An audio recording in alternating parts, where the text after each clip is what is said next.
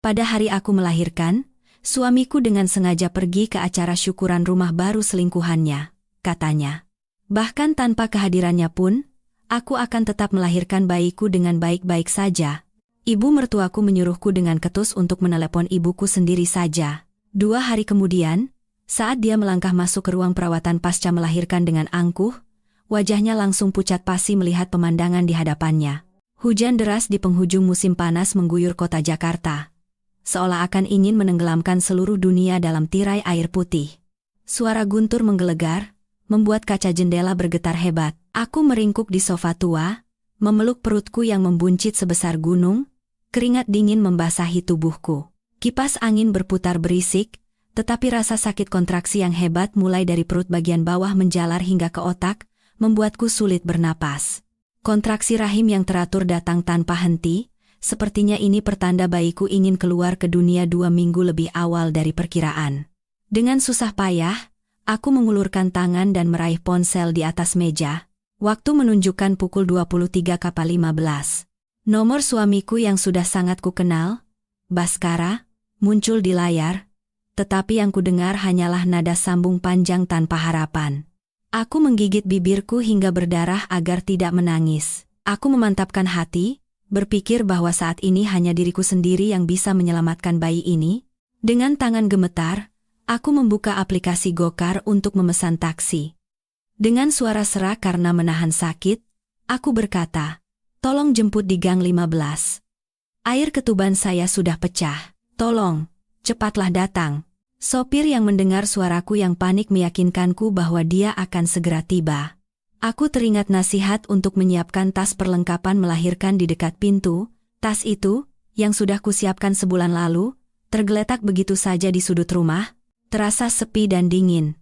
Sama seperti pemiliknya. Dengan susah payah, aku menyeret tubuhku selangkah demi selangkah menuju pintu. Air mata bercampur dengan air hujan, terasa asing di bibirku, di kepalaku. Pertanyaan itu terus berputar, di mana Baskara sekarang? Taksi melaju kencang menembus hujan deras. Sopir taksi, melihat wajahku yang pucat pasi, bertanya dengan nada prihatin, "Suaminya kemana, Bu? Kok malam-malam hujan badai begini pergi melahirkan sendirian?" Aduh, kasihan sekali, tidak ada yang lebih sedih daripada melahirkan seorang diri. Satu kalimat acuhtaku dari sopir itu terasa seperti menaburkan garam di lukaku. Aku hanya bisa memalingkan wajah keluar jendela. Lampu jalanan tampak kabur di antara air mataku. Dan tenggorokanku tercekat, tak bisa berkata apa-apa. Baskara bilang dia harus menjamu klien penting untuk sebuah kontrak besar perusahaan. Dia berjanji akan segera datang setelah urusannya selesai. Tapi sampai sekarang, tidak ada kabar sama sekali. Meski sudah larut malam, rumah sakit bersalin itu ramai oleh lalu lalang orang. Suara tangis bayi, panggilan keluarga, semuanya bercampur aduk menciptakan suasana yang riuh. Dengan bantuan perawat, aku dipindahkan ke ruang persiapan persalinan. Rasa sakit mencapai puncaknya, seolah tubuhku akan terbelah menjadi 2. Dokter jaga melihat rekam medisku, lalu mengerutkan kening. Ibu punya riwayat tekanan darah rendah, janinnya juga besar dan posisinya kurang baik. Kita mungkin perlu memberikan suntikan epidural untuk persalinan normal, atau jika perlu, operasi CSR darurat. Wali ibu di mana? Tolong masuk untuk menandatangani surat persetujuan. Aku memandang sekeliling dinding putih. Di atas ranjang rumah sakit yang kosong, aku terbaring sendirian, rasa sedih dan takut menyelimuti hatiku. Dengan tangan gemetar, aku mengangkat ponsel. Dengan jari-jari yang basah oleh keringat, aku menelepon Baskara untuk yang ke-11 kalinya. Kali ini, seseorang menjawab begitu nada sambung berakhir, tetapi itu bukan suara berat suamiku yang kukenal. Terdengar suara wanita muda yang centil. "Halo, siapa ya? Mas Baskara lagi sibuk, nggak bisa angkat telepon." Jantungku serasa berhenti berdetak, rasa sakit fisik memudar di hadapan kebingungan yang luar biasa. Dengan sekuat tenaga, aku memaksa suaraku keluar. "Anda siapa? Suami saya di mana? Tolong berikan teleponnya. Saya akan segera melahirkan." Suara di seberang hening sejenak, lalu terdengar tawa yang provokatif. "Oh, Mbak Toh, Mas Baskara lagi mandi, siap-siap buat acara syukuran rumah baru kami, katanya. Mbak disuruh lahiran sendiri saja. Setelah melahirkan, disuruh baik-baik tanda tangan surat cerai dan jangan ganggu hari bahagianya. Setiap kata dari wanita asing itu menusuk jantungku seperti belati. Telingaku berdengung, aku tidak bisa percaya dengan apa yang kudengar. Syukuran rumah baru? Padahal aku dan dia masih tinggal di kontrakan sempit di sebuah gang, menghemat setiap rupiah untuk melunasi utang bank perusahaan. Bahkan sebelum aku bisa bereaksi, suara Baskara terdengar dari seberang telepon, begitu jelas seolah dia ada di depanku. Sinta, itu perempuan gak guna lagi, nggak usah diurusin, melahirkan pun harus pilih hari baik begini, merusak suasana saja. Cepat tutup teleponnya, kita pasang dupa sama-sama. Ponsel di tanganku jatuh ke atas ranjang. Layarnya masih menyala terang, tetapi hatiku tenggelam dalam kegelapan pekat. Rasa sakit kontraksi datang lagi dengan hebat. Air mata mengalir tanpa henti, bukan karena sakit fisik, melainkan karena kekejaman mengerikan dari pria yang pernah kusebut suami. Seorang perawat berlari menghampiriku melihatku terisak.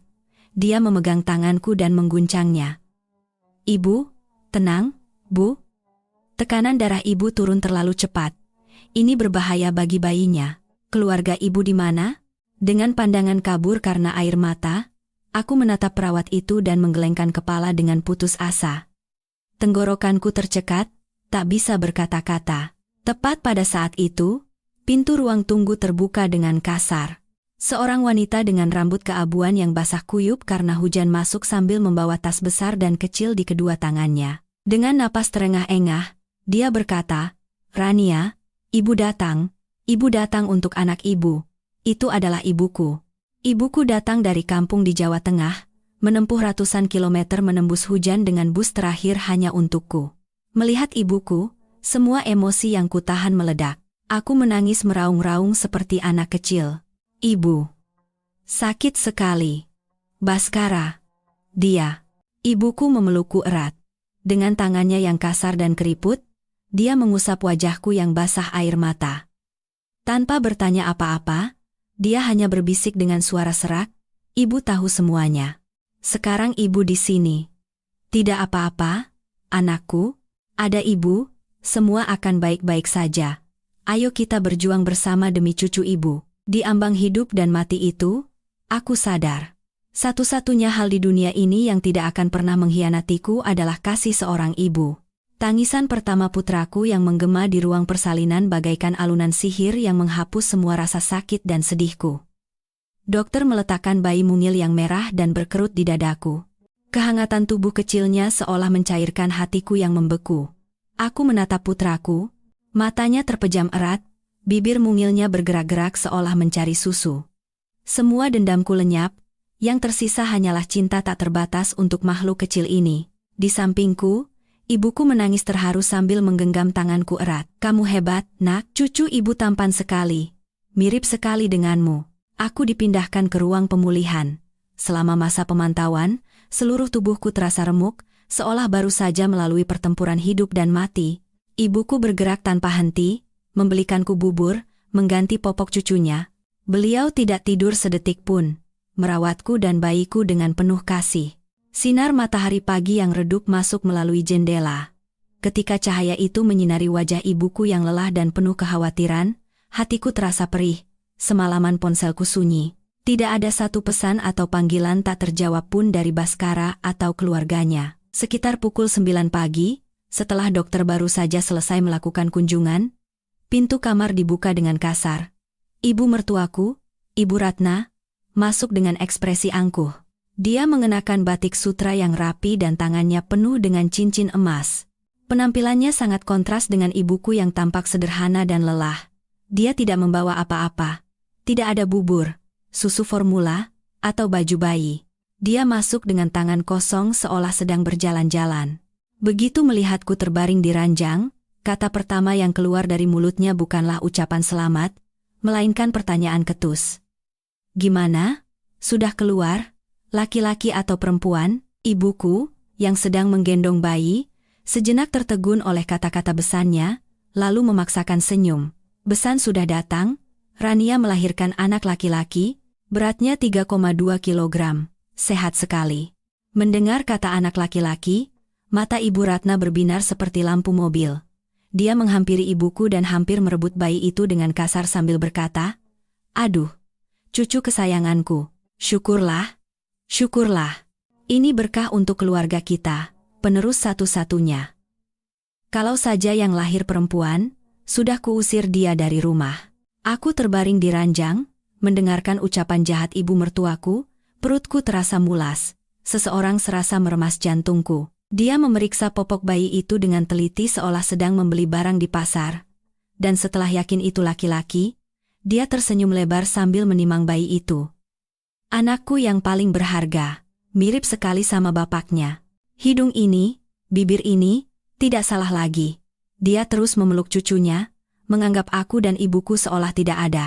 Dia tidak bertanya sedikit pun betapa sakitnya aku, atau bagaimana aku melewati ambang kematian semalam. Ibuku, menahan amarah, berkata dengan hati-hati, "Besan, saya datang terburu-buru jadi tidak bawa banyak baju ganti. Bisakah Besan menjaga sebentar? Saya mau ke penginapan terdekat untuk mengambil barang-barang dan membeli popok serta susu formula." Mendengar itu, senyum di wajah Ibu Ratna lenyap seketika. Dia meletakkan bayi itu dengan kasar di boks bayi dan mengibaskan tangannya. Sikapnya berubah 180 derajat. "Loh, ibu ini bicara apa? Anaknya yang melahirkan, ya dia yang harus urus. Apa hubungannya dengan saya? Saya ini sibuk sekali." Sambil merapikan baju batiknya, dia mengangkat dagu ke arahku. "Hari ini hari baik, saya harus pergi ke orang pintar untuk mendoakan usaha anak saya, Baskara. Ini masa-masa penting untuk perusahaannya. Lagi pula, Baskara itu tidak suka bau rumah sakit. Katanya bau desinfektan dan darah bikin mual. 2 hari lagi saya datang untuk menjemput cucu saya. Kamu, kalau sudah baikan, pulang saja sendiri naik taksi. Jangan merepotkan suami." Aku mencengkeram spray ranjang hingga buku-buku jariku memutih. Air mata serasa mau tumpah, tapi aku menahannya. Ibuku gemetar karena marah. "Besan, bagaimana bisa bicara seperti itu? Rania itu menantu Besan juga. Dia mempertaruhkan nyawa untuk melahirkan cucu Besan." Ibu Ratna memotong ucapan ibuku dengan dengusan panjang. "Halah, semua perempuan juga melahirkan. Kenapa dia merasa paling istimewa? Cucu itu darah daging keluarga kami. Jadi akan kami urus. Tapi ibunya, biar keluarganya yang tanggung jawab." Setelah berkata begitu, dia berbalik dan keluar tanpa menoleh sedikit pun. Di kamar rumah sakit yang dingin, hanya tersisa aku dan ibuku. Ibuku menatap punggung Besannya, lalu berbalik menatapku. Air mata mengalir di pipinya yang keriput. "Anakku, anakku yang malang. Kenapa nasibmu begini, Rania?"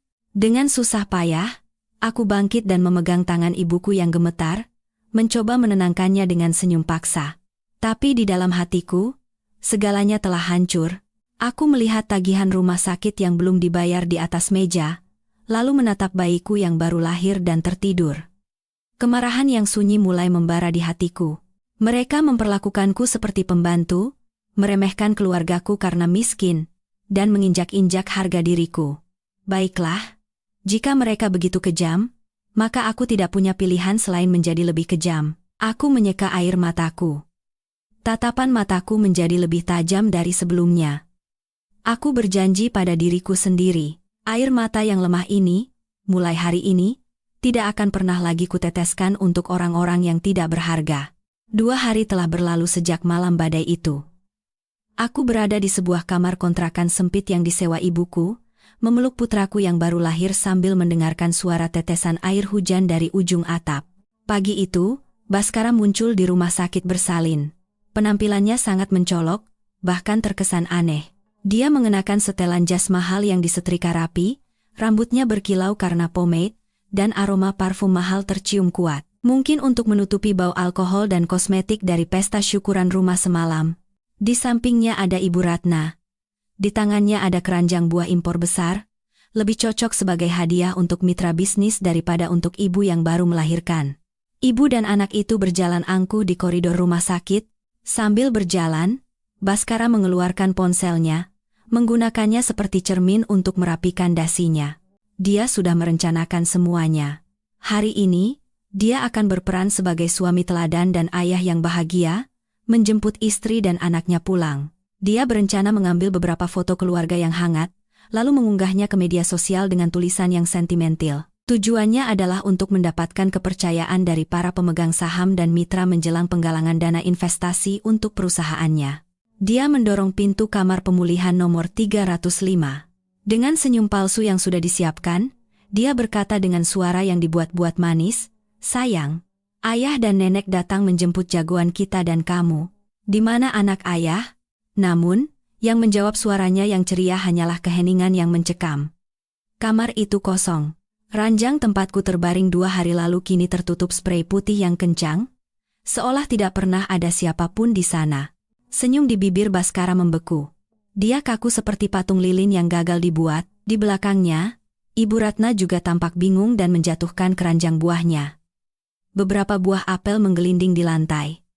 Baskara berlari ke meja perawat, mencengkeram lengan seorang perawat dan berteriak, "Istri saya di mana?" "Pasien kamar 305, Rania, kemana dia? Bagaimana kalian bekerja sampai pasien bisa menghilang?" Perawat itu, yang semalam melihatku menderita sendirian, menatapnya dengan pandangan jijik dan menjawab dengan dingin. "Ibu Rania sudah menyelesaikan administrasi dan pulang pada jam 5 pagi tadi. Beliau berpesan tidak ingin merepotkan suami dan ibu mertuanya," katanya. "Beliau khawatir bau rumah sakit akan mengotori jas mahal suaminya. Biaya rumah sakit sudah lunas semua. Dan beliau menitipkan ini untuk Anda." Dia menyerahkan sebuah amplop coklat tebal kepada Baskara. "Itu amplop dokumen, bukan surat cinta." Baskara menyambar amplop itu dan merobeknya dengan tangan gemetar. Isinya bukan surat cerai penuh air mata atau surat wasiat penuh dendam yang dia bayangkan. Isinya adalah surat pemberitahuan tunggakan pinjaman dari bank. "Apartemen atas nama kami berdua sudah menunggak cicilan selama 3 bulan. Bersama surat itu, terlampir salinan surat kuasa dengan tanda tanganku." Tapi tulisan tangannya tampak gemetar dan janggal. Siapapun bisa melihat itu palsu. Di bawahnya, ada satu baris kalimat yang kutulis dengan pulpen merah, penuh dengan tekad sekuat baja.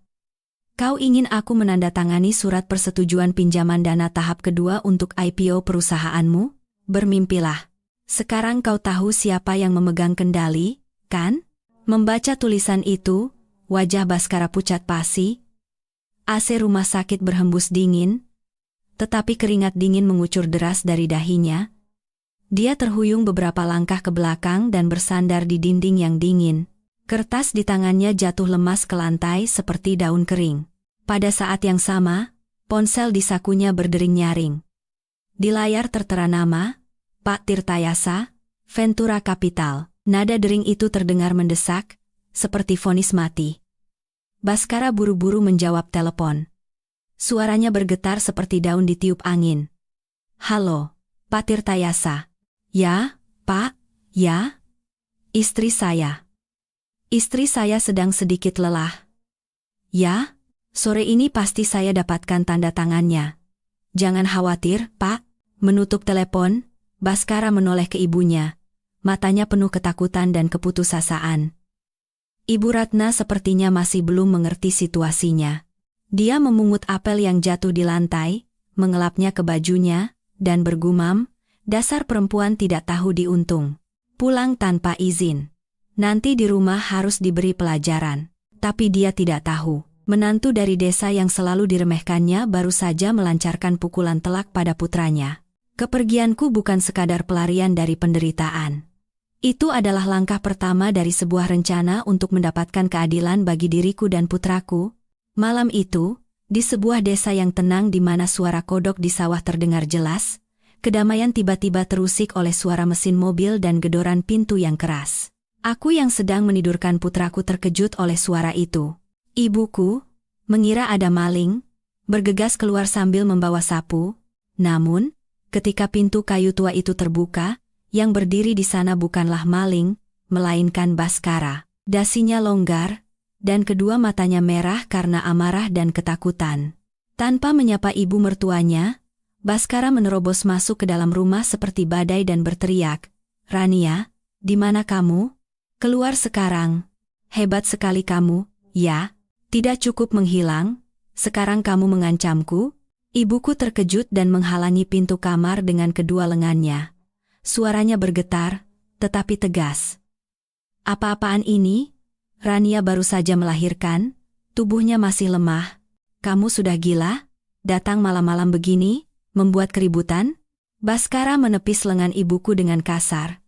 Karena kekuatan pria yang marah itu, ibuku terhuyung dan hampir jatuh. Aku berjalan keluar dari kamar. Aku masih mengenakan piyama longgar dan handuk di kepala. Tetapi tatapan mataku saat menatapnya anehnya begitu tenang. Tidak seperti 2 tahun terakhir di mana aku selalu menunduk di hadapannya. Aku tidak menangis atau merasa takut. Aku dengan tenang meletakkan jari telunjuk di bibirku dan memberi isyarat SSTS. Lalu aku menunjuk ke teras. Kita bicara di luar. Nanti bayinya bangun. Di teras, di bawah cahaya lampu pijar yang redup, kami berhadapan. Baskara menatapku tajam. Dia melemparkan amplop yang kutinggalkan di rumah sakit ke atas meja kayu. Kamu sudah gila? Kamu tahu betapa malunya aku di depan orang-orang rumah sakit hari ini? Apa maksudmu meninggalkan kertas rongsokan ini? Kamu mau menuntutku karena memalsukan tanda tangan? Kalau masalah ini sampai tersebar, keluarga kita bisa jadi gelandangan, tahu tidak? Aku menatapnya. Pria yang pernah kucintai dengan segenap hati, yang demi kesuksesannya aku korbankan segalanya, kini menunjukkan sifat aslinya yang egois dan hina. Aku membungkuk, mengambil surat tunggakan pinjaman itu, membersihkannya dari debu, dan meletakkannya kembali dengan rapi di hadapannya. Suaraku tenang, tetapi setiap kata bergema seperti paku yang ditancapkan di ruang yang sunyi.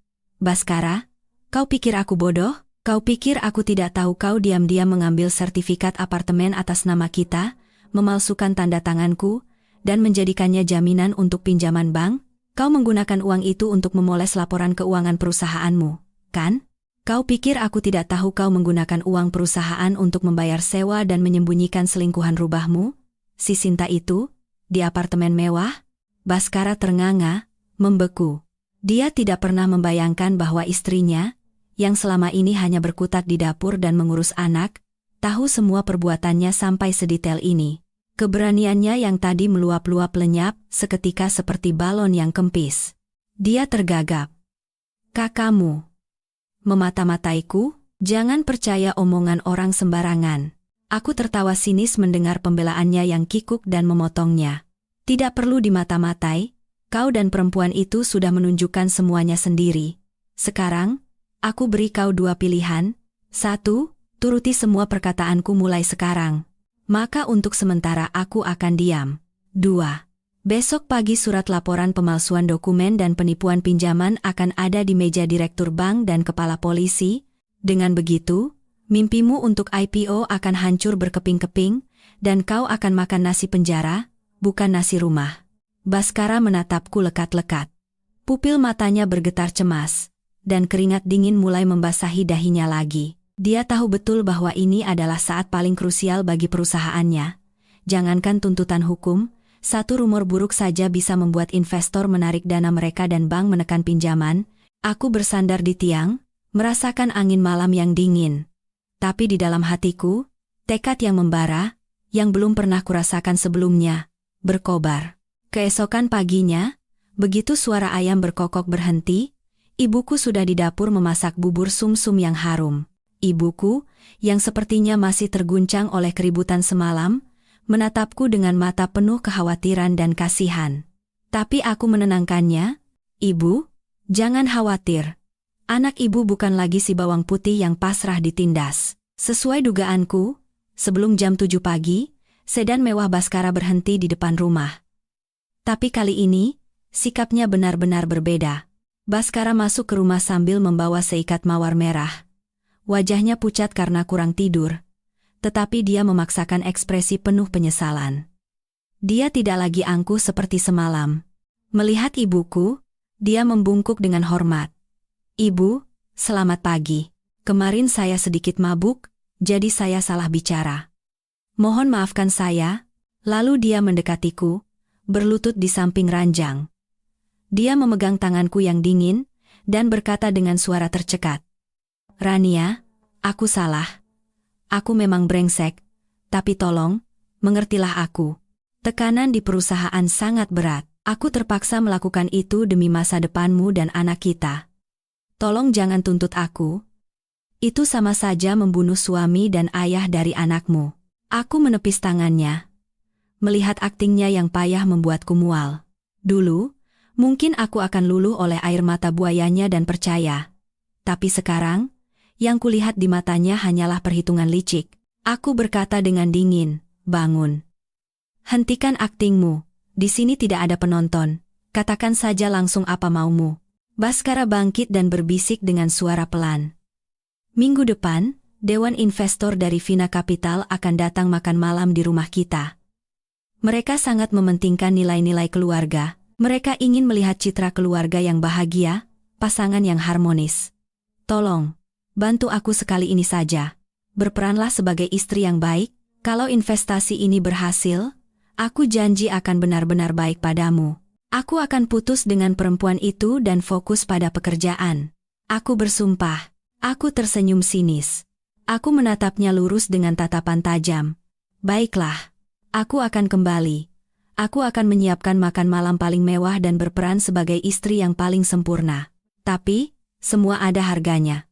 Jika kau ingin aku menyelamatkanmu dan menjaga topengmu yang gemerlap itu, kau harus membayar biaya penampilan yang pantas. Baskara sejenak tertegun, lalu mengangguk cepat. Tentu, apapun yang kau mau akan kuberikan. Tas mewah, mobil, atau liburan ke luar negeri? Aku tidak butuh barang-barang semu seperti itu. Suaraku tegas. Transfer 5 miliar rupiah ke rekening pribadiku sekarang juga, atas nama dana jaminan biaya hidup anak. Uang ini akan menjadi milik pribadiku. Tidak ada hubungannya dengan harta bersama. Kalau kau transfer sekarang, aku akan kembali. Kalau tidak, kau pulang saja. Aku dan anakku bisa hidup baik-baik di sini. Baskara ternganga.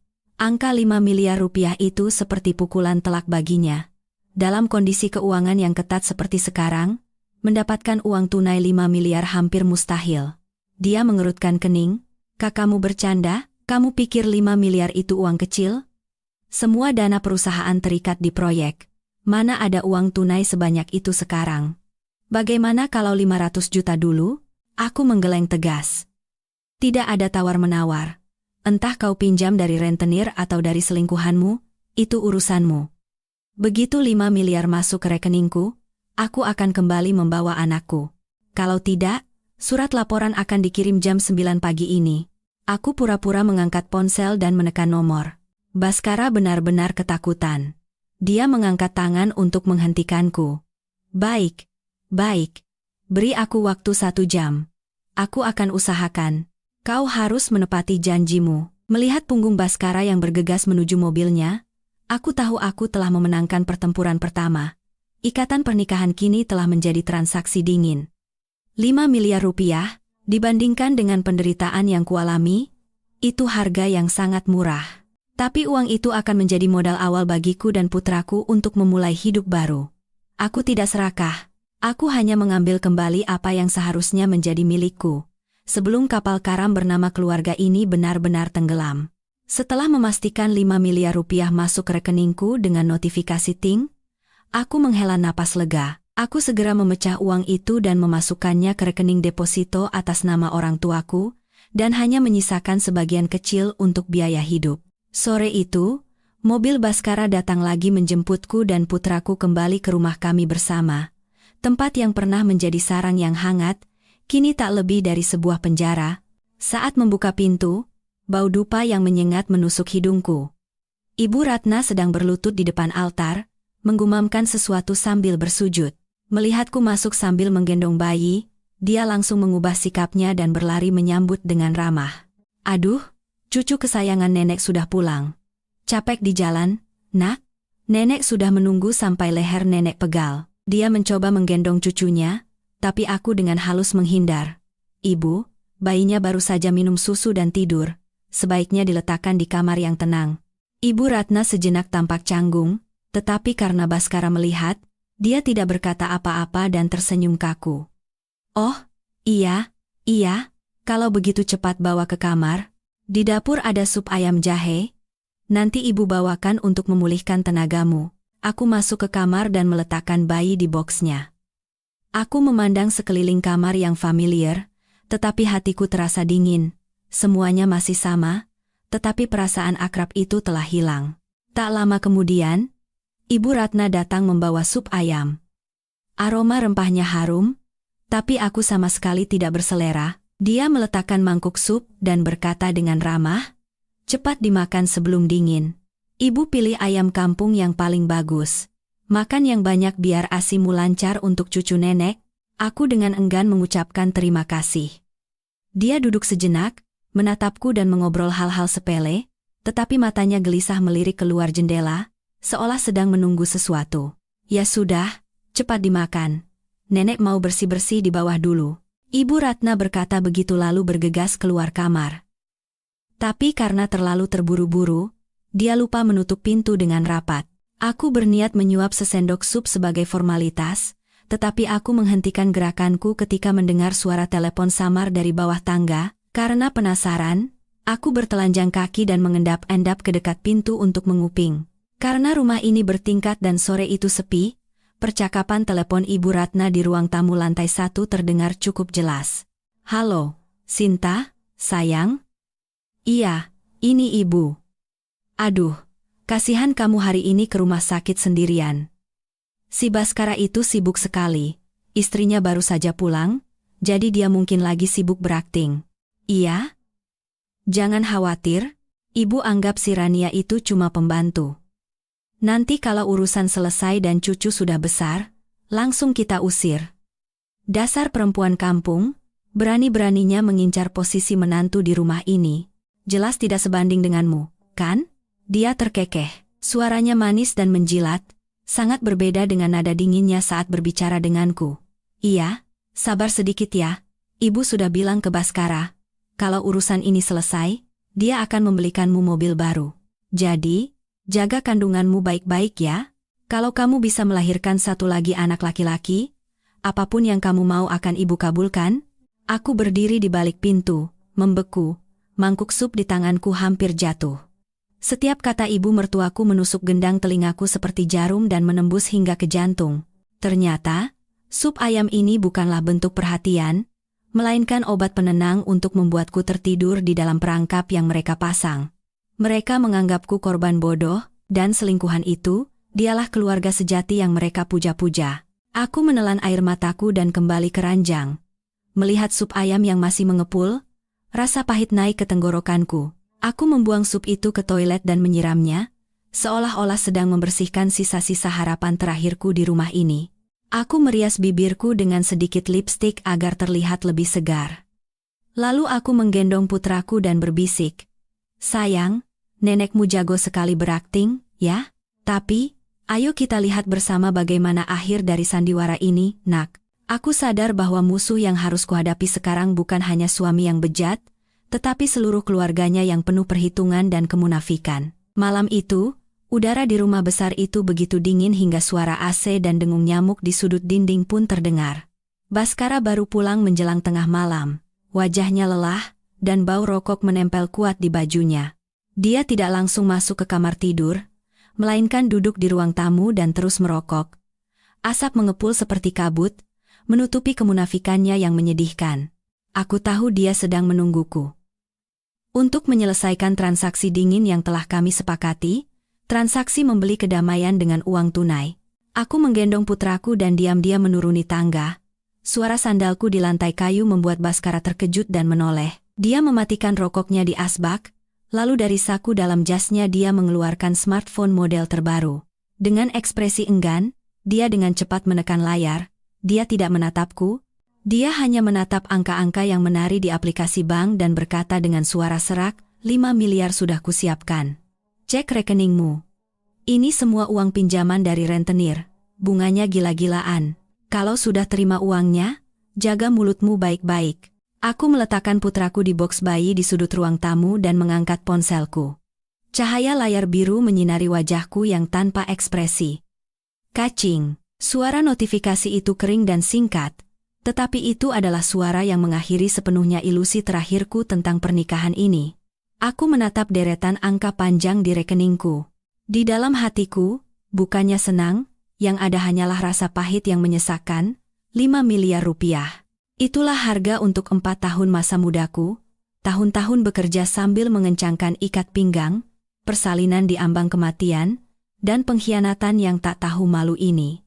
Aku mengangkat kepala, menatap Baskara, dan berkata dengan tenang, uangnya sudah kuterima. Sampai perusahaanmu berhasil IPO, aku akan setia pada peranku.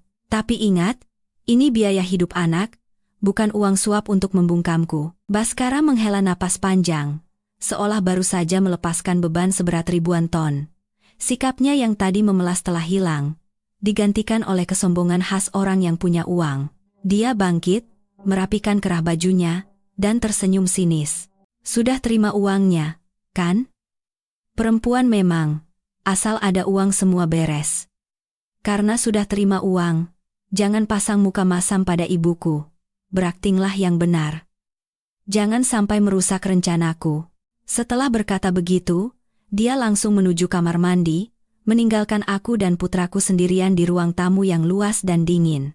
Malam itu, di bawah cahaya lampu redup, aku duduk dan melakukan serangkaian transfer melalui ponsel. Aku memecah 5 miliar rupiah itu, sebagian ku transfer ke rekening deposito atas nama orang tuaku di kampung sebagai uang bakti, sebagian lagi ku kirim ke rekening sepupuku yang ku percaya untuk dibelikan emas dan disimpan. Aku harus segera mendiversifikasi aset ini dan menjadikannya milik pribadiku yang sah sebelum terjadi hal-hal yang tidak diinginkan. Setelah melihat saldo rekeningku kembali menjadi angka yang sederhana, hatiku sedikit tenang. Aku menatap putraku yang tertidur. Dadanya yang mungil naik turun seirama napasnya. Aku berjanji dalam hati, "Nak, dengan uang ini, ibu akan membangun benteng yang kokoh untukmu." Keesokan paginya, aku bangun pagi-pagi dan menyiapkan sarapan mewah seolah tidak terjadi apa-apa. Ketika Baskara dan Ibu Ratna duduk di meja makan, aku tersenyum, menyapa, dan menyajikan lauk pauk untuk mereka, memainkan peran sebagai istri yang baik dengan sempurna. Ibu Ratna tampak sangat puas melihatku patuh. Dia melirik Baskara seolah berkata, "Lihat, kan? Ku bilang juga apa, kasih uang saja pasti beres." Mereka tidak tahu. Senyum di bibirku bukanlah senyum kepatuhan, melainkan senyum seseorang yang dari atas panggung menyaksikan tarian para boneka. Aku sudah memegang kunci menuju pintu kebebasan. Dan aku akan menunggu dengan sabar sampai saat yang paling tepat tiba. Saat untuk meninggalkan neraka berlapis emas ini. Beberapa hari kemudian, Baskara mengirim pesan, memintaku membawakan bekal makan siang ke kantornya. Alasannya, dia ingin menunjukkan citra yang baik di depan para karyawannya dan ingin bermanja-manja. Aku tahu akal bulusnya untuk memanfaatkanku, tapi aku setuju. Aku menganggapnya sebagai kewajiban seorang aktris yang telah dibayar 5 miliar. Aku mengenakan pakaian kerja yang rapi dan merias wajah tipis untuk menutupi kelelahan pasca melahirkan.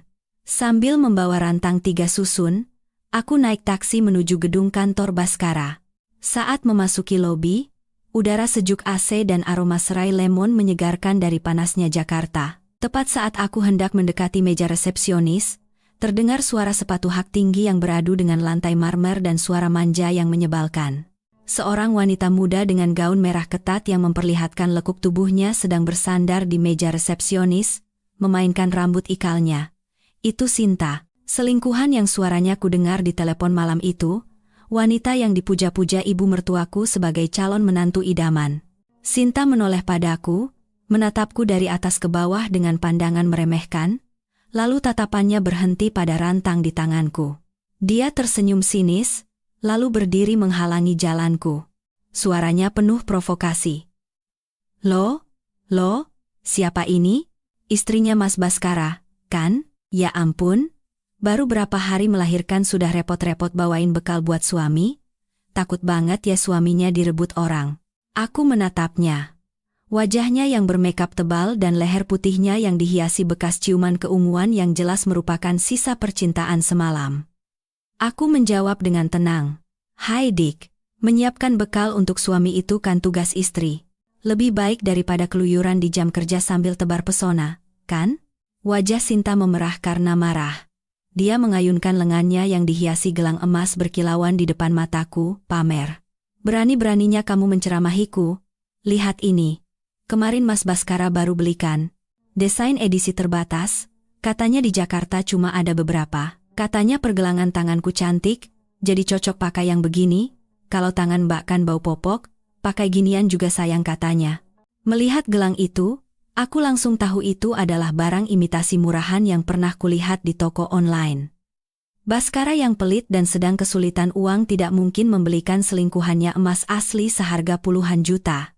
Aku mendekati Sinta dan berbisik di telinganya, cukup agar hanya kami berdua yang mendengar. Dik, Mbak kasih tahu ya, lain kali kalau mau pamer, pakai yang asli, gelang itu KW super. Struk pembeliannya yang seharga 500.000 masih ada di saku jas Mas Baskara. Loh, tadi pagi pas Mbak cuci, sudah Mbak buang ke tempat sampah. Wajah Sinta berubah dari merah menjadi biru, lalu pucat pasi. Dia buru-buru menurunkan lengannya dan menatap gelang itu, seolah melihat hantu. Aku tersenyum, menepuk bahunya pelan seolah senior sedang mengajari juniornya. Tapi pakai saja terus. Kan pemberian dari dia juga. Aku naik dulu ya. Nanti makanannya dingin. Aku melewatinya, berjalan dengan kepala tegak menuju lift, meninggalkannya yang membeku di tengah lobi, hanya bisa membuka tutup mulut. Para karyawan di sekitar mulai berbisik dan menunjuk ke arah Sinta. Karena malu, dia menunduk dan bergegas lari ke toilet. Di dalam lift, aku melihat pantulan diriku di cermin. Seorang wanita yang tidak lagi lemah dan patuh berdiri di sana. Aku sadar bahwa dalam pertarungan melawan orang-orang tak tahu malu ini, yang dibutuhkan bukanlah adu jotos atau caci maki, melainkan ketenangan dan perang psikologis yang langsung menargetkan kesombongan mereka. Di akhir pekan, rumah kami didekorasi dengan mewah untuk menyambut investor strategis yang sedang diincar Baskara, Pak Tirtayasa dan istrinya. Baskara memberiku instruksi detail, mulai dari pakaian, cara berjalan, bahkan dialog yang harus kami ucapkan untuk menunjukkan bahwa kami adalah pasangan bahagia. Sejak pagi-pagi sekali, aku sudah di dapur menyiapkan berbagai hidangan lezat. Berpikir dalam hati bahwa inilah makan malam seharga triliunan rupiah yang begitu diimpikan Baskara. Tepat pukul 7 malam. Bel pintu berbunyi. Baskara menyambut Pak Tirtayasa dan istrinya dengan senyum lebar. Pak Tirtayasa adalah seorang pria paruh baya yang berwibawa, khas kalangan atas. Istrinya, Ibu Widya, adalah seorang wanita dengan tatapan mata yang tajam dan cerdas di balik kacamata berbingkai emasnya. Aku keluar sambil menggendong putraku untuk menyapa. Ibu Widya menatapku sekilas, lalu pandangannya berhenti pada tanganku yang agak kasar karena sering mencuci, dan dia hanya mengangguk ringan sebagai sapaan. Makan malam dimulai dalam suasana canggung, tetapi ditutupi dengan cerdik oleh tawa palsu dan denting gelas. Baskara terus-menerus mengambilkan makanan untukku dan membisikkan kata-kata manis. Sayang, kamu capek ya? Makan yang banyak biar pulih tenaganya. Pak Tirtayasa mungkin tidak tahu, tapi istri saya ini jago sekali mengurus rumah. Semua urusan rumah tangga diurus olehnya, jadi saya bisa fokus bekerja. Aku tersenyum sambil menerima daging yang disodorkannya, tetapi perutku terasa mual. Duduk di seberang, Ibu Widya tidak banyak bicara. Tetapi dia mengamati setiap gerak-gerik kami dengan saksama. Tiba-tiba dia bertanya. Saya dengar Pak Baskara sangat sibuk. Apakah ada waktu untuk mengurus istri dan anak? Setelah melahirkan, wanita biasanya sensitif, butuh perhatian lebih dari suami. Baskara dengan cepat menjawab. Tentu saja, Bu. Sesibuk apapun, saya selalu berusaha pulang cepat untuk istri dan anak saya. Setiap akhir pekan kami pergi ke puncak untuk cari angin segar dan refreshing. Mendengar itu, aku sejenak berhenti. Tanganku yang sedang menyuapi bubur pada putraku sedikit gemetar. Puncak. Ya, dia sering ke puncak, tapi itu bersama Sinta, menuju apartemen mewahnya, bukan untuk mengajakku dan anakku. Aku berpura-pura tidak terjadi apa-apa dan dengan lembut ikut dalam percakapan. Iya, Mas Baskara memang perhatian sekali. Hanya saja karena terlalu sibuk, kadang suka lupa. Beberapa waktu lalu, dia membawakan bubur lobster untuk pemulihan saya, tapi dia lupa kalau anak kami alergi kerang-kerangan. Hampir saja seluruh tubuhnya bentol-bentol. Untung saya sadar duluan, jadi tidak terjadi apa-apa. Perkataanku itu seperti menyiramkan air dingin di tengah makan malam. Senyum di wajah Baskara membeku. Dia panik, wajahnya memerah, dan dia tergagap. Waktu itu aku lagi pusing sekali, jadi lupa. Akhir-akhir ini banyak kerjaan, jadi sering pelupa. Pak Tirtayasa tertawa dan menganggapnya angin lalu, Tetapi Ibu Widya berbeda. Dia meletakkan sumpitnya dan menatap Baskara dengan tatapan menyelidik, lalu menatapku dengan tatapan penuh pengertian yang aneh. Ibu Widya berkata perlahan tapi penuh makna, pria membangun rumah, wanita membangun keluarga. Tapi keluarga itu harus hangat, agar pria bisa dengan tenang membangun rumah yang tinggi. Kalau fondasinya goyah, setinggi apapun rumah itu pasti akan runtuh. Benar begitu, kan, Pak Baskara? Baskara hanya bisa mengangguk, keringat dingin mulai mengalir di dahinya. Aku tahu bahwa Ibu Widya adalah orang yang cerdas dan sudah menyadari keretakan dalam sandiwara sempurna yang disutradarai Baskara. Setelah makan malam selesai, Pak Tirtayasa dan istrinya pamit pulang. Sebelum masuk mobil, Ibu Widya menggenggam tanganku erat dan menyelipkan kartu nama pribadinya, lalu berbisik pelan, "Kalau butuh bantuan, hubungi saya kapan saja. Kita sesama perempuan harus saling bantu." Aku menatap sedan mewah yang menghilang dalam kegelapan sambil menggenggam erat kartu nama di tanganku. Rasanya seperti mendapatkan sekutu penting dalam pertarungan soliter ini. Baskara pulang ke rumah dengan wajah penuh amarah, tapi aku tidak peduli. Aku tahu benih kecurigaan telah ditanam di hati investor, dan itu akan segera tumbuh menjadi pohon berduri yang akan merusak rencananya. Setelah para tamu pulang, Baskara mabuk dan pingsan di sofa, menggumamkan angka-angka miliaran dan nama-nama proyek hantu. Aku selesai membereskan semuanya dan melihat jam, sudah lewat tengah malam. Ruangan itu begitu sunyi hingga suara dengkurannya pun terdengar. Inilah kesempatan emas. Aku berpikir ini adalah kesempatan terbaik untuk mencari bukti penyelewengan keuangan yang sudah lama kucurigai. Aku mengendap-endap mendekati tas kerja kulit mahal yang selalu dibawa Baskara. Biasanya, dia menjaga tas itu seperti makam leluhurnya, bahkan membawanya sampai ke depan pintu kamar mandi saat mandi. Dengan tangan gemetar, aku membuka tas itu. Jantungku berdebar kencang. Di dalamnya, berantakan berbagai dokumen, kontrak, dan kwitansi hiburan di klub malam dan karaoke senilai puluhan juta rupiah. Aku menyingkirkan yang tidak perlu dan terus mencari, hingga aku menemukan setumpuk rekening koran bank yang terselip di bagian paling bawah tas. Aku mengeluarkannya, menyinarinya dengan cahaya ponsel, dan membacanya dengan cepat. Aku pusing melihat aliran dana raksasa yang mencapai puluhan, bahkan ratusan miliar rupiah. Tapi yang lebih menakutkan adalah tujuan dari uang-uang ini. Uang itu tidak mengalir ke pemasok bahan bangunan atau subkontraktor yang selalu dibanggakan Baskara. Semuanya ditransfer ke rekening perusahaan bernama Anugerah Jasa Sentosa. Nama yang terdengar biasa, tapi ketika aku memeriksa alamat pendaftaran perusahaan itu, punggungku terasa dingin.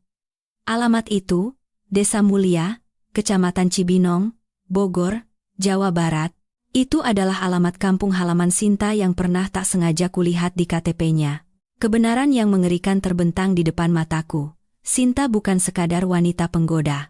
Dia adalah tokoh kunci dalam jaringan pencucian uang besar yang melibatkan Baskara. Baskara menggunakan perusahaannya untuk menggelapkan pinjaman bank dan dana investor, lalu mentransfernya seolah-olah sebagai pembayaran jasa ke perusahaan cangkang milik Sinta. Uang itu dicuci dan masuk ke kantong mereka, sementara perusahaan Baskara hanya akan tersisa sebagai cangkang kosong dengan tumpukan utang raksasa, dan penanggung jawab hukum dari semua pinjaman itu adalah kami berdua, yang namanya tertera di dokumen jaminan. Aku hampir menjatuhkan ponselku. Dengan tangan gemetar, aku memotret semua rekening koran itu. Aku menatap Baskara yang tertidur. Dia sama sekali tidak tahu bahwa dia sedang dipermainkan oleh selingkuhan muda dan kekuatan di belakangnya. Dia mengira dirinya adalah pemburu, padahal sebenarnya dia adalah mangsa gemuk yang tinggal menunggu hari untuk disembelih. Aku mengembalikan rekening koran itu ke tempatnya semula dan mengunci tasnya. Malam itu aku tidak bisa tidur. Aku duduk di dekat jendela, menatap kegelapan pekat, merasakan ketakutan meresap ke setiap sel tubuhku. Ini bukan lagi masalah perselingkuhan biasa. Ini adalah kejahatan ekonomi, perangkap mematikan yang jika aku tidak waspada, aku dan putraku akan terkubur bersama ambisi bodoh Baskara. Aku harus bergerak lebih cepat, lebih tegas, sebelum jerat itu mencekik leher kami. Sore itu, hujan tiba-tiba turun di Jakarta, mendinginkan panas musim panas, tetapi udaranya terasa lembab dan menyesakkan. Aku duduk di sebuah kafe kecil yang tersembunyi di gang yang tenang. Di seberangku duduk Joko, seorang detektif swasta yang diam-diam kusewa sejak pertama kali aku mencurigai keanehan Baskara. Joko mendorong sebuah amplop coklat tebal ke arahku. Matanya menunjukkan campuran rasa kasihan dan simpati. Dia berkata dengan suara pelan, "Ibu Rania, sebaiknya ibu siapkan mental. Kebenaran ini mungkin jauh lebih mengejutkan daripada perselingkuhan suami ibu." Aku menarik napas dalam-dalam. Aroma kopi yang harum pun tidak bisa menghilangkan rasa pahit yang naik ke tenggorokanku. Aku perlahan membuka amplop itu. Yang pertama kali kulihat adalah diagram hubungan yang rumit dengan nama Sinta sebagai pusatnya. Sinta bukan sekadar gadis desa yang merantau ke Jakarta untuk sukses dan kebetulan menarik perhatian suamiku. Dia adalah keponakan jauh dari seorang rentenir terkenal yang menyamar sebagai pengusaha sukses, Pak Harjo. Pak Harjo inilah tokoh di balik layar yang menyuntikkan modal palsu ke perusahaan Baskara. Laporan itu menyatakan bahwa Sinta disusupkan ke perusahaan Baskara 2 tahun lalu sebagai karyawan magang. Tugas awalnya adalah memantau aliran dana, tetapi dengan kecantikan dan kelicikannya, dia dengan cepat menguasai kamar tidur sang bos dan menjadi mata, telinga, serta alat bagi Pak Harjo untuk mengendalikan Baskara. Di balik semua keputusan bisnis yang salah dan kontrak pinjaman dengan bunga yang tidak masuk akal yang diambil Baskara belakangan ini, ada bisikan manis Sinta. Aku membalik halaman berikutnya. Ada foto-foto Sinta dan Pak Harjo bertemu diam-diam di sebuah restoran mewah. Dalam foto itu, Sinta tidak lagi terlihat manja dan lembut seperti saat bersama Baskara. Sebaliknya, dia tampak penuh perhitungan dan berpengalaman. Dia sedang menerima amplop tebal berisi uang dari Pak Harjo. Senyum di bibirnya dingin dan mengerikan. Di bawah foto itu ada keterangan, bonus keberhasilan pencairan dana tahap pertama. Tanganku gemetar, foto-foto itu jatuh ke meja. Suamiku, Baskara, yang kukira cerdas dan kompeten, ternyata hanyalah boneka yang dipermainkan di papan catur para rubah tua yang licik. Dia mengira dirinya adalah pemburu, padahal sebenarnya darah dan dagingnya sedang dihisap sedikit demi sedikit, dan dia sedang didorong ke penjara untuk melegalkan uang kotor mereka. Aku melihat keluar jendela. Hujan masih turun deras, orang-orang sibuk berlalu lalang di bawahnya. Tiba-tiba aku merasa kasihan pada Baskara. Dia mengejar ilusi kosong, mengorbankan keluarga dan istri setianya. Dan yang akhirnya dia dapatkan hanyalah dimanfaatkan dengan kejam. Tapi rasa kasihan itu segera terkubur oleh amarah, karena keserakahan dan nafsunya, dia sendiri yang membawa serigala masuk ke dalam rumah, membahayakan istri dan anaknya. Joko menatapku dan bertanya pelan, "Sekarang apa rencana ibu? Apakah masih perlu pengawasan lebih lanjut?" Aku mengangguk. Tatapan mataku kembali tajam. "Tolong selidiki lebih detail utang perusahaan Baskara, terutama yang terkait dengan Pak Harjo. Aku harus tahu seberapa erat jerat ini sudah mencekik." Saat meninggalkan kafe, aku berjalan menembus hujan. Aku berjanji dalam hati, jika Baskara terlalu bodoh untuk menyadari perangkapnya sendiri, maka aku akan menunggu dari luar saat perangkap itu menjeratnya, untuk melindungi apa yang menjadi hak anakku. Malam itu, saat aku sedang menidurkan putraku, ponsel di atas meja bergetar hebat. Notifikasi pesan baru dari nomor tak dikenal. Firasat buruk menyelimutiku, aku diam-diam meletakkan bayiku dan pergi ke balkon untuk membuka pesan itu. Yang kulihat adalah foto test pack dengan 2 garis jelas. Lalu foto USG dengan lingkaran merah di tulisan janin kembar. Di bawahnya, serangkaian foto kamar tidur yang vulgar, menunjukkan Baskara tertidur pulas di samping Sinta. Wajahnya penuh kepuasan yang menjijikkan. Pesan terakhir adalah kalimat yang provokatif dan sombong. "Mbak Rania, Mas Baskara bilang, dia sudah muak dengan bau badanmu yang asam. Aku mengandung anak kembarnya, laki-laki, tanda tangani saja surat cerai itu baik-baik, jangan sampai nanti dipermalukan dan diusir ke jalanan." Membaca setiap kata, darahku serasa mendidih. Aku menggenggam ponsel seolah ingin menghancurkannya.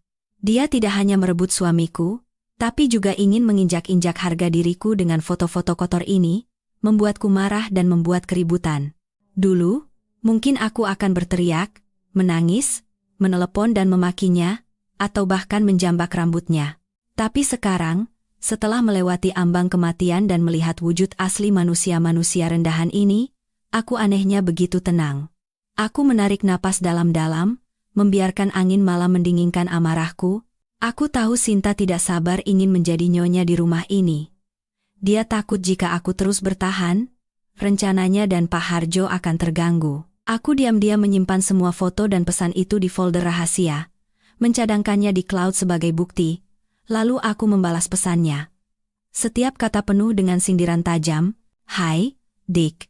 Terima kasih sudah mengirim bukti perselingkuhan. Tadinya aku khawatir tidak punya cukup alasan untuk menuntut pembagian harta yang lebih besar di pengadilan. Kamu sudah menolongku. Oh ya, jaga kesehatan ya. Ibu hamil kalau malam-malam masih pakai otak liciknya.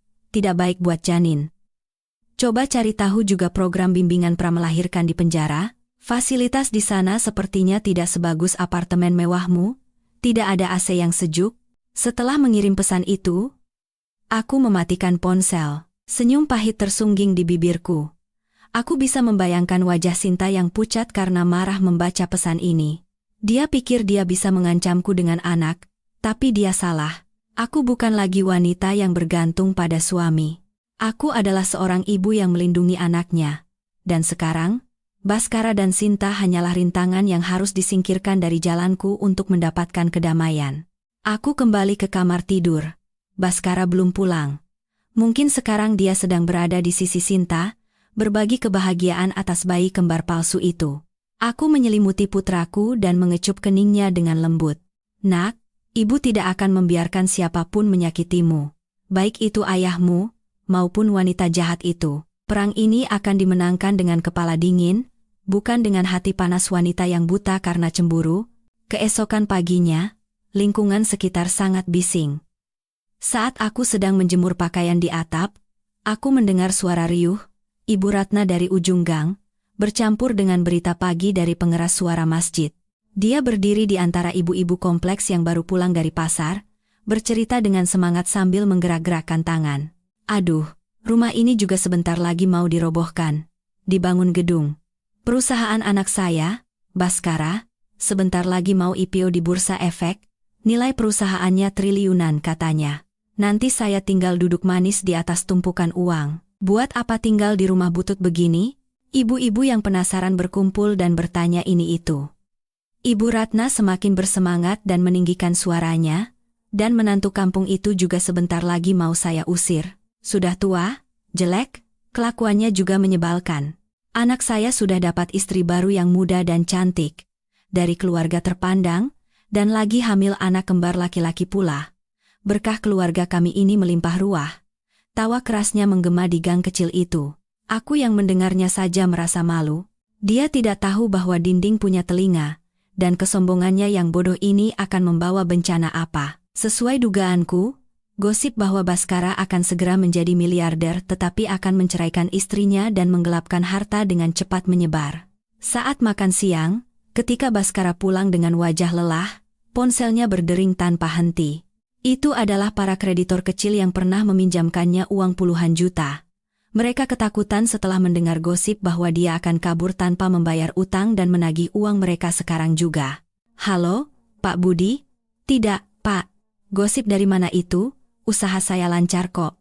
Ibu saya cuma asal bicara. Beri saya waktu beberapa hari lagi. Baskara berkeringat deras sambil menerima telepon. Tangannya yang gemetar bahkan tidak bisa menyuap nasi dengan benar. Dia menutup telepon dan berteriak pada Ibu Ratna yang sedang asyik makan paha ayam. Ibu? Ibu bicara omong kosong apa lagi di pasar? Gara-gara ibu saya bisa bangkrut, para kreditor dengar ibu pamer kalau saya mau ceraikan istri dan bawa lari harta. Sekarang mereka semua panik mau tarik uangnya. Ibu Ratna meletakkan paha ayamnya dengan ekspresi bingung dan membantah. Ibu salah apa? Ibu kan cuma bilang kamu sebentar lagi jadi orang kaya dan nasibmu berubah. Mereka itu cuma iri, makanya nagih utang. Kenapa jadi salah ibu? Baskara memukul meja dengan keras hingga mangkuk sayur tumpah. Wajahnya pucat karena marah. Ibu, tolong diam. Jangankan jadi kaya, sekarang saya bisa bangkrut. Mulai sekarang jangan bicara apa-apa lagi di luar. Kalau tidak, kita semua bisa jadi gelandangan. Dimarahi habis-habisan oleh anaknya di depan menantunya, harga diri Ibu Ratna terluka. Wajahnya memerah dan dia masuk ke kamar sambil menggerutu. Hebat, hebat sekali. Baru mau kaya sedikit sudah berani sama ibu, padahal aku bicara begitu kan demi kebaikanmu. Dasar anak durhaka, Dia membanting pintu, tapi aku tahu dia akan menelepon Sinta di dalam kamar untuk mengadu. Sekarang di matanya, hanya Sinta yang bijaksana, sementara aku dan Baskara adalah anak-anak yang tidak tahu diuntung. Aku diam-diam makan sambil menatap Baskara yang putus asa dan menjambak rambutnya. Ketidaktahuan dan kesombongan ibu mertuaku telah menjadi sumbu yang menyulut gudang mesiu tempat Baskara duduk. Aku tidak perlu melakukan apa-apa, konflik internal dan khayalan mereka akan menghancurkan diri mereka sendiri. Aku mengambilkan lauk untuk Baskara dan berkata dengan suara yang anehnya tenang, "Makan yang banyak biar ada tenaga buat bayar utang. Ibu kan begitu juga karena ingin kamu sukses dan bisa pamer ke orang lain." Baskara menatapku dengan mata yang lesu dan lelah, tapi dia tidak tahu bahwa kehancuran ini barulah permulaan.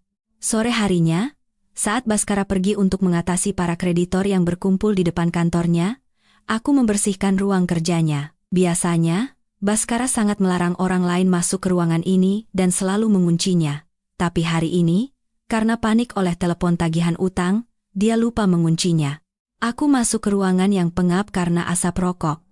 Dokumen-dokumen berserakan, menunjukkan keadaan pikiran pemiliknya yang kacau. Tadinya aku hanya berniat membersihkan seadanya. Tapi mataku tertuju pada celah kecil antara rak buku dan dinding. Sebuah map biru terselip di sana, sepertinya terjatuh atau sengaja disembunyikan dengan tergesa-gesa. Karena penasaran, aku mengambil map itu dan membersihkannya dari debu. Tulisan polis asuransi jiwa yang dicetak tebal di sampulnya membuatku mengerutkan kening. Baskara tidak pernah bilang dia punya asuransi, apalagi di saat ekonomi sulit seperti ini. Aku membuka polis itu dan hampir berteriak melihat angka yang tertera di kolom uang pertanggungan, 20 miliar rupiah. Jumlah yang sangat besar, cukup untuk melunasi semua utang Baskara dan masih bersisa banyak. Tapi bukan uang pertanggungan yang membuat punggungku merinding dan bulu kuduku berdiri, melainkan kolom penerima manfaat. Di sana, tidak ada namaku, nama putraku, atau bahkan nama Ibu Ratna. Yang tertera adalah nama perusahaan cangkang lain milik Pak Harjo yang diperingatkan oleh detektif, Cahaya Investama Sejahtera. Aku membaca klausulnya dengan teliti. Kontrak ini dibuat 3 bulan lalu dengan premi yang sangat tinggi. Terutama ada klausul khusus yang menyatakan bahwa jika tertanggung meninggal karena kecelakaan, uang pertanggungan akan dibayarkan 2 kali lipat. Tanganku bergetar seperti daun ditiup angin. Polis itu jatuh ke lantai. Mengapa Baskara mengambil asuransi sebesar ini dan menunjuk perusahaan Pak Harjo sebagai penerima manfaat? Skenario mengerikan terbayang jelas di kepalaku seperti film horor. Pak Harjo dan Sinta tidak hanya berniat memanfaatkan Baskara untuk mencuci uang atau merebut perusahaannya. Mereka menyiapkan akhir yang jauh lebih kejam. Ketika perusahaan Baskara bangkrut atau nilai gunanya habis, akan terjadi sebuah kecelakaan. Baskara akan mati, membawa semua rahasia pencucian uang ke liang lahat. Dan Pak Harjo akan dengan tenang menerima uang pertanggungan raksasa untuk menutupi investasi mereka. Suamiku, Baskara yang serakah dan bodoh itu, secara harfiah sedang digemukkan untuk disembelih. Dia mengira sedang bekerja sama dengan orang besar untuk bisnis besar. Padahal sebenarnya dia hanyalah babi kurban. Rasa takut menjalar ke seluruh tubuhku. Aku tidak bersimpati pada Baskara karena apa yang telah dia lakukan pada kami, tapi pikiran bahwa sebuah konspirasi pembunuhan kejam demi uang sedang berlangsung di dekatku membuatku sesak napas. Aku segera memotret seluruh polis asuransi itu, setiap detailnya dengan jelas. Lalu aku menyelipkan kembali map itu ke celah rak buku, dan menghapus semua jejak kedatanganku. Aku keluar dari ruangan dan menguncinya. Jantungku masih berdebar kencang. Aku sadar sifat pertarungan ini telah berubah total. Ini bukan lagi pertarungan demi harta atau harga diri. Ini adalah pertarungan untuk melindungi nyawa, dan keselamatan dari iblis berwujud manusia. Aku harus lebih waspada dari sebelumnya. Karena orang yang merencanakan pembunuhan tidak akan segan-segan melakukan apapun jika kami menghalangi jalan mereka. Setelah menemukan polis asuransi jiwa yang berbau kematian itu, aku sadar aku tidak bisa lagi berjuang sendirian. Kekuatan seorang wanita yang baru melahirkan tidak akan cukup untuk melawan kekuatan gelap dan kejam seperti Pak Harjo. Aku teringat kartu nama emas milik Ibu Widya. Istri investor strategis yang malam itu bisa melihat semua kepalsuan. Dia bilang, "Kita sesama perempuan harus saling bantu." Kalimat itu bagaikan tali penyelamat yang harus kugenggam. Aku menarik napas dalam-dalam untuk menenangkan jantungku yang berdebar kencang, lalu dengan tangan gemetar aku menelepon Ibu Widya. Kami sepakat bertemu di sebuah kedai teh tradisional yang tersembunyi di gang yang tenang untuk menghindari mata-mata Pak Harjo. Pertemuan itu berlangsung di ruangan yang dihiasi aroma dupa yang lembut dan alunan musik meditasi yang tenang. Suasana yang sangat kontras dengan badai di dalam hatiku. Ibu Widya tiba tepat waktu. Mengenakan kebaya beludru ungu, dia tampak anggun namun memancarkan ketajaman seseorang yang sudah makan asam garam kehidupan. Dia duduk di seberangku dan menyesap teh melatinya. Tatapannya menyelidik, namun penuh simpati. Kamu mengajak bertemu mendadak begini. Pasti ada sesuatu yang tidak beres. Apa ini ada hubungannya dengan Baskara? Waktu itu juga kulihat dia pura-pura bahagia. Aneh sekali. Aku tidak membuang waktu. Aku meletakkan ponselku di atas meja, dengan layar terbuka menunjukkan foto-foto rekening koran dan polis asuransi jiwa, lalu mendorongnya ke arah Ibu Widya. Ibu Widya, saya tahu Bapak akan berinvestasi di perusahaan suami saya. Saya tidak ingin Bapak dan Ibu tertipu, dan saya juga ingin menyelamatkan nyawa anak dan saya. Suaraku bergetar, tapi tatapan mataku tegas. Ibu Widya mengambil ponsel itu. Awalnya dia mengerutkan kening, tapi semakin dia membalik foto, wajahnya semakin muram. Tangannya yang mengenakan cincin giok mencengkeram ujung meja dengan erat. Ketika dia melihat aliran dana ke perusahaan cangkang Pak Harjo dan klausul asuransi jiwa yang mencurigakan, napasnya menjadi berat. Dia yang sudah bertahun-tahun malang melintang di dunia bisnis bersama suaminya, cukup paham arti dari angka-angka ini. Suamiku sedang dijadikan kurban dalam skema pencucian uang dan penipuan investasi besar-besaran, dan korban berikutnya adalah dia dan suaminya. Ibu Widya meletakkan ponsel itu, melepas kacamatanya, dan mengelapnya. Suaranya menjadi sangat serius. Aku tidak menyangka masalahnya separah ini. Kukira Baskara hanya pria tidak dewasa yang suka selingkuh. Tidak kusangka dia terlibat pencucian uang mafia. Kamu tahu kan, kalau bukti-bukti ini terungkap, suamimu bisa membusuk di penjara seumur hidup? Aku mengangguk. Air mata serasa mau tumpah, tapi aku menahannya. Saya tahu, Bu. Saya juga benci sekali padanya, tapi saya tidak bisa membiarkannya mati. Dan saya tidak bisa membiarkan keluarga saya ikut terseret ke dalam lumpur ini. Saya punya permintaan pada Ibu. Bukan untuk membelanya, tapi untuk mengungkap siapa dalang di baliknya, agar tidak ada lagi korban lain. Aku menjelaskan rencanaku yang berbahaya tapi satu-satunya kepada Ibu Widya, rencana yang sudah kupikirkan semalaman. Ibu Widya terdiam lama, lalu memegang tanganku yang dingin dan menggenggamnya erat. Baiklah. Aku akan bantu, bukan karena kasihan padamu, tapi karena tidak ada yang boleh menipu suamiku dan aku. Uang kami didapat dari kerja keras, bukan cangkang kerang yang bisa dipermainkan oleh bajingan seperti mereka. Lanjutkan rencanamu. Aku akan mengatur pihak investor dan penegak hukum, agar bisa bergerak di saat yang tepat. Saat meninggalkan kedai teh, langkahku terasa jauh lebih ringan. Aku bukan lagi istri yang pasif menunggu kematian.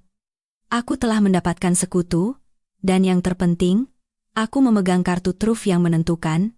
Di luar, senja mulai turun dan awan gelap berkumpul, seolah-olah badai besar akan segera melanda kota ini, dan juga kepala orang-orang serakah dan kejam itu.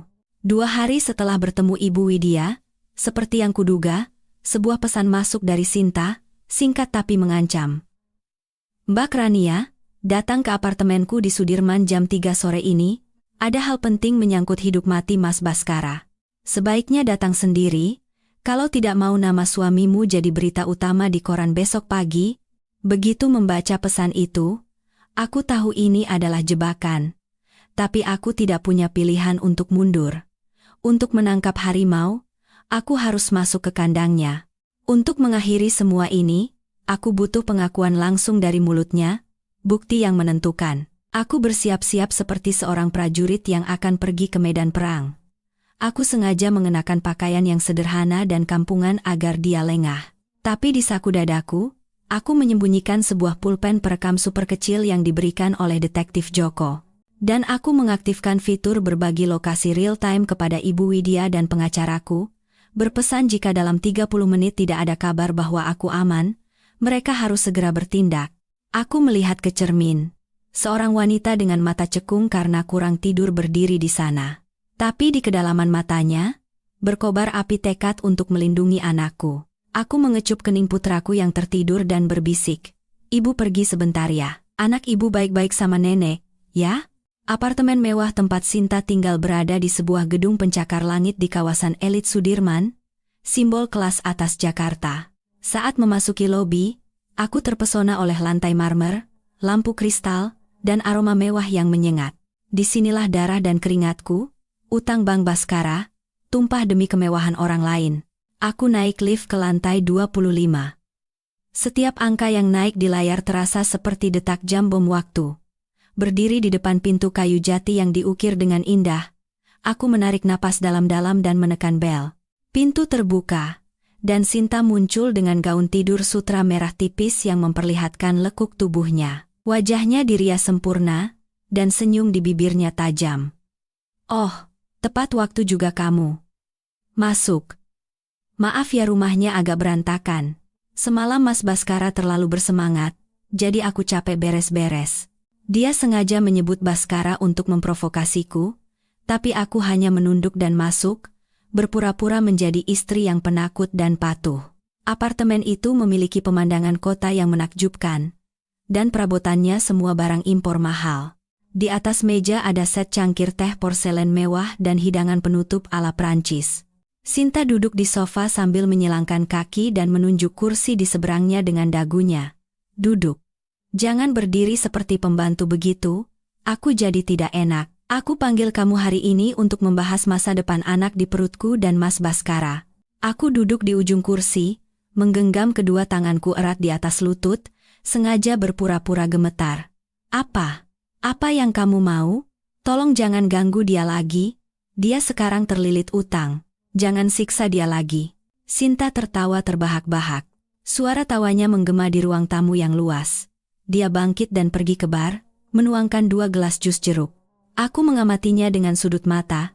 Saat dia mengambil gelas kiri, tangannya sejenak berhenti, dan aku melihat ibu jarinya menyapu pinggiran gelas. Trik murahan, tapi dia yakin akan berhasil pada wanita kampungan sepertiku. "Tenang dulu, ini jus jeruk segar, baru diperas. Sehat, kok?" Sinta meletakkan jus di depanku, matanya berkilat dengan harapan licik. Aku menatap jus jeruk keemasan itu. Tampak segar, tapi aku tahu apa isinya. Udara di dalam ruangan begitu dingin hingga aku bisa mendengar detak jantungku sendiri. Sinta duduk di seberang, matanya yang tajam berbingkai eyeliner menatap lekat-lekat jus jeruk di depanku. Kegelisahan terlihat jelas di balik riasan tebalnya. Dia tidak sabar dan mendesak, "Minum, Mbak. Kenapa malu-malu? Minum dulu baru kita bicara enak. Kamu gemetaran begitu, nanti aku dikira menyiksa ibu yang baru melahirkan." Dengan tangan gemetar, aku mengangkat gelas dan membawanya ke mulut. Dengan sudut mata, aku melihat serbuk putih yang belum larut sepenuhnya di dasar gelas di antara bulir-bulir jeruk. Aku berpura-pura minum, dan tepat saat bibirku menyentuh gelas, tiba-tiba aku menunjuk keluar jendela dan berteriak dengan suara ketakutan, "Astaga! Di luar balkon ada orang bergantung." Sinta terkejut dan menoleh cepat ke arah yang kutunjuk. Itulah saatnya, aku dengan cepat menuangkan jus jeruk itu ke dalam pot tanaman di samping sofa, lalu menempelkan gelas kosong ke mulutku, berpura-pura menelan, dan menyeka bibirku. Ketika Sinta menoleh kembali, wajahnya penuh kejengkelan. "Mbak gila ya? Ini lantai 25, siapa yang mau bergantung di balkon? Dasar norak." Melihat gelasku kosong, senyum puas kembali terukir di bibirnya. Aku meletakkan gelas itu dan mulai berakting. Aku memijat pelipisku dan berkata dengan suara cadel, "Kenapa pusing sekali, ya? Kepalaku berputar-putar. Kamu kasih apa di jus ini?" Melihatku terhuyung dan jatuh ke sofa, Sinta tertawa penuh kemenangan. Dia tidak lagi menyembunyikan wujud aslinya. Dia mendekatiku dan menoyor dahiku dengan jarinya dengan jijik. "Kasih apa? Cuma obat senang-senang sedikit. Habis minum ini, perasaanmu akan jadi sangat gembira. Kamu akan merobek bajumu sendiri, teriak-teriak, dan mengamuk seperti orang gila. Nanti aku rekam semuanya dan kukirim ke Mas Baskara dan orang-orang kantornya. Kita lihat saja apa harga dirimu sebagai istri teladan itu masih ada." Sinta terus berbicara sambil tertawa gila. Aku memejamkan mata, berpura-pura pingsan, tapi telingaku waspada mendengarkan setiap pengakuannya. Mengira obatnya sudah bekerja karena aku tidak bergerak, Sinta berjalan-jalan di ruangan, menggumam seperti orang gila yang mabuk kemenangan, si bodoh Baskara itu. Dia pikir aku benar-benar mencintainya? Hah, pria pengecut dan serakah seperti itu. Kalau bukan karena Pak Harjo menyuruhku berakting untuk menguras uangnya dan mencuci uang lewat perusahaannya, mana mau aku tidur seranjang dengannya? Bau ketiaknya saja bikin mual. Dia berhenti di depan cermin, menepuk perutnya yang rata, lalu tiba-tiba memasukkan tangan ke dalam gaunnya dan mengeluarkan bantal silikon tebal, melemparkannya ke sofa. Anak kembar ini juga sama. Keluarga bodoh itu percaya begitu saja. Gila saja aku mau melahirkan anak dari keluarga kampung itu. Begitu surat pengalihan saham terakhir ditandatangani dan dana terakhir ditarik, akan kuberikan dia kejutan yang tak akan terlupakan seumur hidupnya. Lalu aku akan kabur ke luar negeri. Di sana aku akan hidup bersenang-senang. Setiap kata-katanya menjadi bukti yang menentukan, terekam dengan jelas di alat perekam di sakuku. Aku merasa sesak mendengar kebenaran tentang pria yang pernah menjadi suamiku, tetapi pada saat yang sama, aku merasakan kepuasan. Sinta terlalu percaya diri, dan kesombongannya itulah yang akan menjadi kuburannya. Dia tidak sadar bahwa penonton sandiwaranya ini bukan hanya aku. Sinta masih terus mencaci maki aku dan keluarga mertuaku sambil mencoba-coba pakaian mewah yang dibeli dengan uang Baskara di depan cermin. Mertua tua itu juga sama saja. Serakahnya minta ampun. Begitu aku pamer hamil palsu, matanya langsung hijau, melayaniku seperti ratu.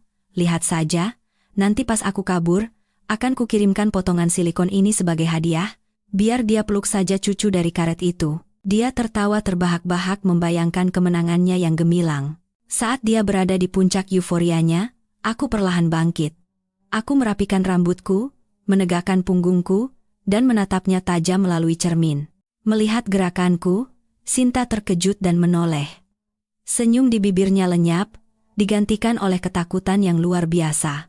"Kakakmu, bagaimana bisa? Kamu baik-baik saja? Obatnya belum bekerja?" Dia tergagap, mundur, dan mencari ponselnya. Aku bangkit dengan tenang dan membersihkan debu di bajuku. Suaraku dingin dan tegas. Setiap kata terdengar jelas. "Obatmu bagus kok.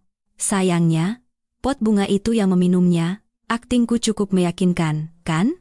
Sayang sekali harus berakhir terlalu cepat, Dick. Aku mengeluarkan ponsel yang terpasang dengan cerdik di tasku. Layarnya menunjukkan siaran langsung yang sedang berlangsung di grup pribadi bernama Rapat Umum Pemegang Saham Baskara Development. Aku mengangkat layar itu ke arah Sinta dan tersenyum sinis.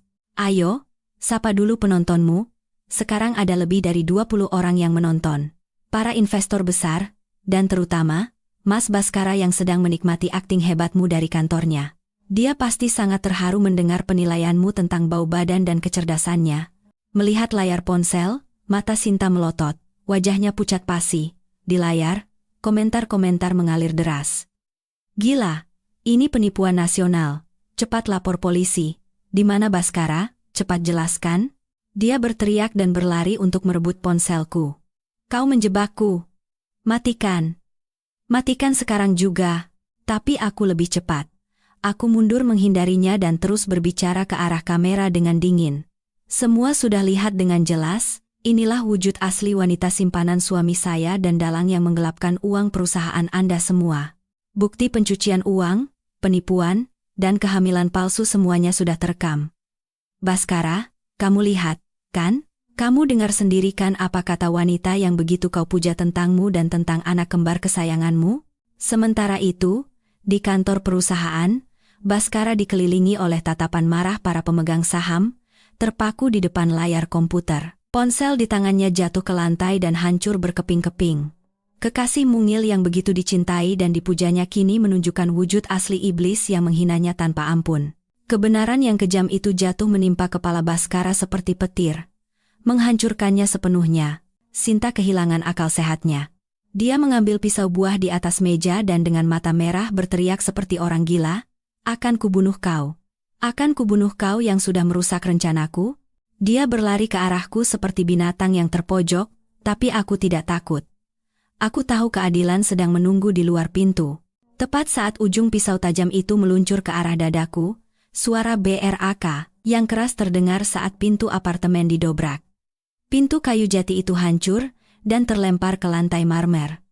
Sebelum aku sadar, sebuah bayangan melesat masuk seperti badai dan menepis lengan Sinta. Pisau itu menancap dalam di sofa. Itu adalah detektif Joko. Di belakangnya, 2 orang polisi dan pengacaraku mengikuti. Sinta dilumpuhkan di lantai. Wajahnya yang penuh riasan kini berkerut karena sakit dan takut. Dia meronta-ronta seperti ikan di atas talenan sambil berteriak, "Lepaskan! Siapa kalian? Ini rumahku. Akan kutuntut kalian karena masuk tanpa izin." Tapi teriakannya mereda ketika seorang polisi dengan dingin menunjukkan surat perintah penggeledahan. "Sinta, Anda ditangkap atas tuduhan kepemilikan dan penggunaan narkotika, percobaan pembunuhan, dan penipuan. Kami juga menemukan barang bukti di tempat kejadian." Aku bangkit, merapikan pakaianku, dan menatap Sinta yang tersungkur di lantai dengan pandangan kasihan. Penampilannya yang angkuh dan glamor telah hilang, yang tersisa hanyalah kepedihan seorang pecundang. Seorang polisi mengenakan sarung tangan dan mengamankan gelas jus jeruk yang mengandung obat serta bantal silikon kehamilan palsu yang dilemparkannya di sofa sebagai barang bukti. Melihat bayi karetnya disita sebagai barang bukti, wajah Sinta pucat pasi. Dia sadar sandiwaranya telah berakhir. Aku mendekatinya, menatap matanya lurus, dan menyindir, "Sinta, kubilang juga apa? Kalau terlalu mendalami peran, nanti tidak bisa keluar. Apartemen dengan pemandangan indah ini memang bagus, tapi tidak ada jeruji besi yang bisa melindungimu dari hukum. Selamat menikmati bimbingan pra-melahirkan di penjara ya." "Oh iya, maksudku bantal silikonmu itu?" Sinta menatapku dengan mata penuh dendam.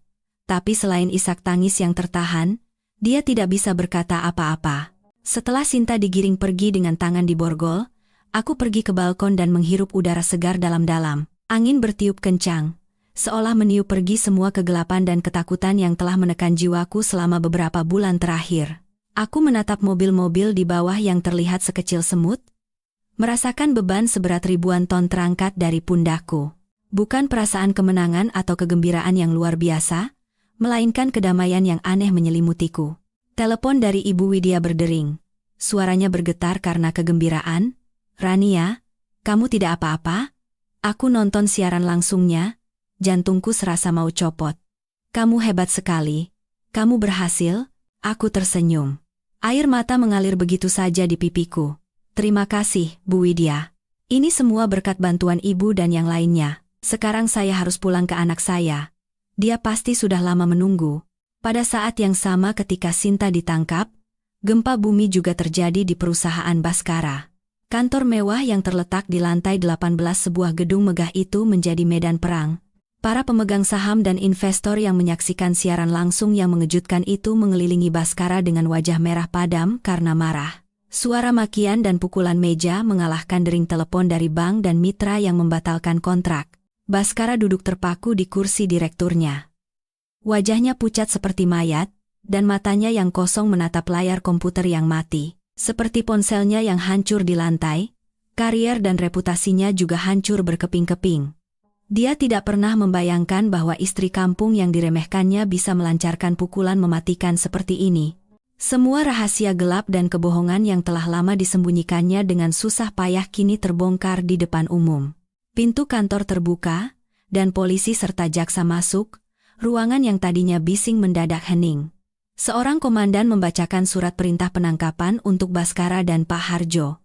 Tuduhannya adalah manipulasi saham, penipuan, dan pencucian uang. Pak Harjo yang selalu berwibawa juga berdiri di sana dengan tangan di borgol, menunduk. Saat borgol dingin itu mengunci pergelangan tangannya, Baskara akhirnya sadar. Dia meronta-ronta dengan putus asa dan berteriak, "Saya tidak bersalah. Saya tidak tahu apa-apa. Semuanya perintah Pak Harjo dan Sinta. Saya juga korban." Tapi Pak Harjo di sampingnya meludah ke lantai dan menggeram, "Omong kosong. Dokumen pinjaman, perintah transfer, semuanya tanda tanganmu. Salahkan keserakahanmu sendiri." Kaki Baskara lemas dan dia jatuh terduduk. Dia diseret pergi oleh polisi.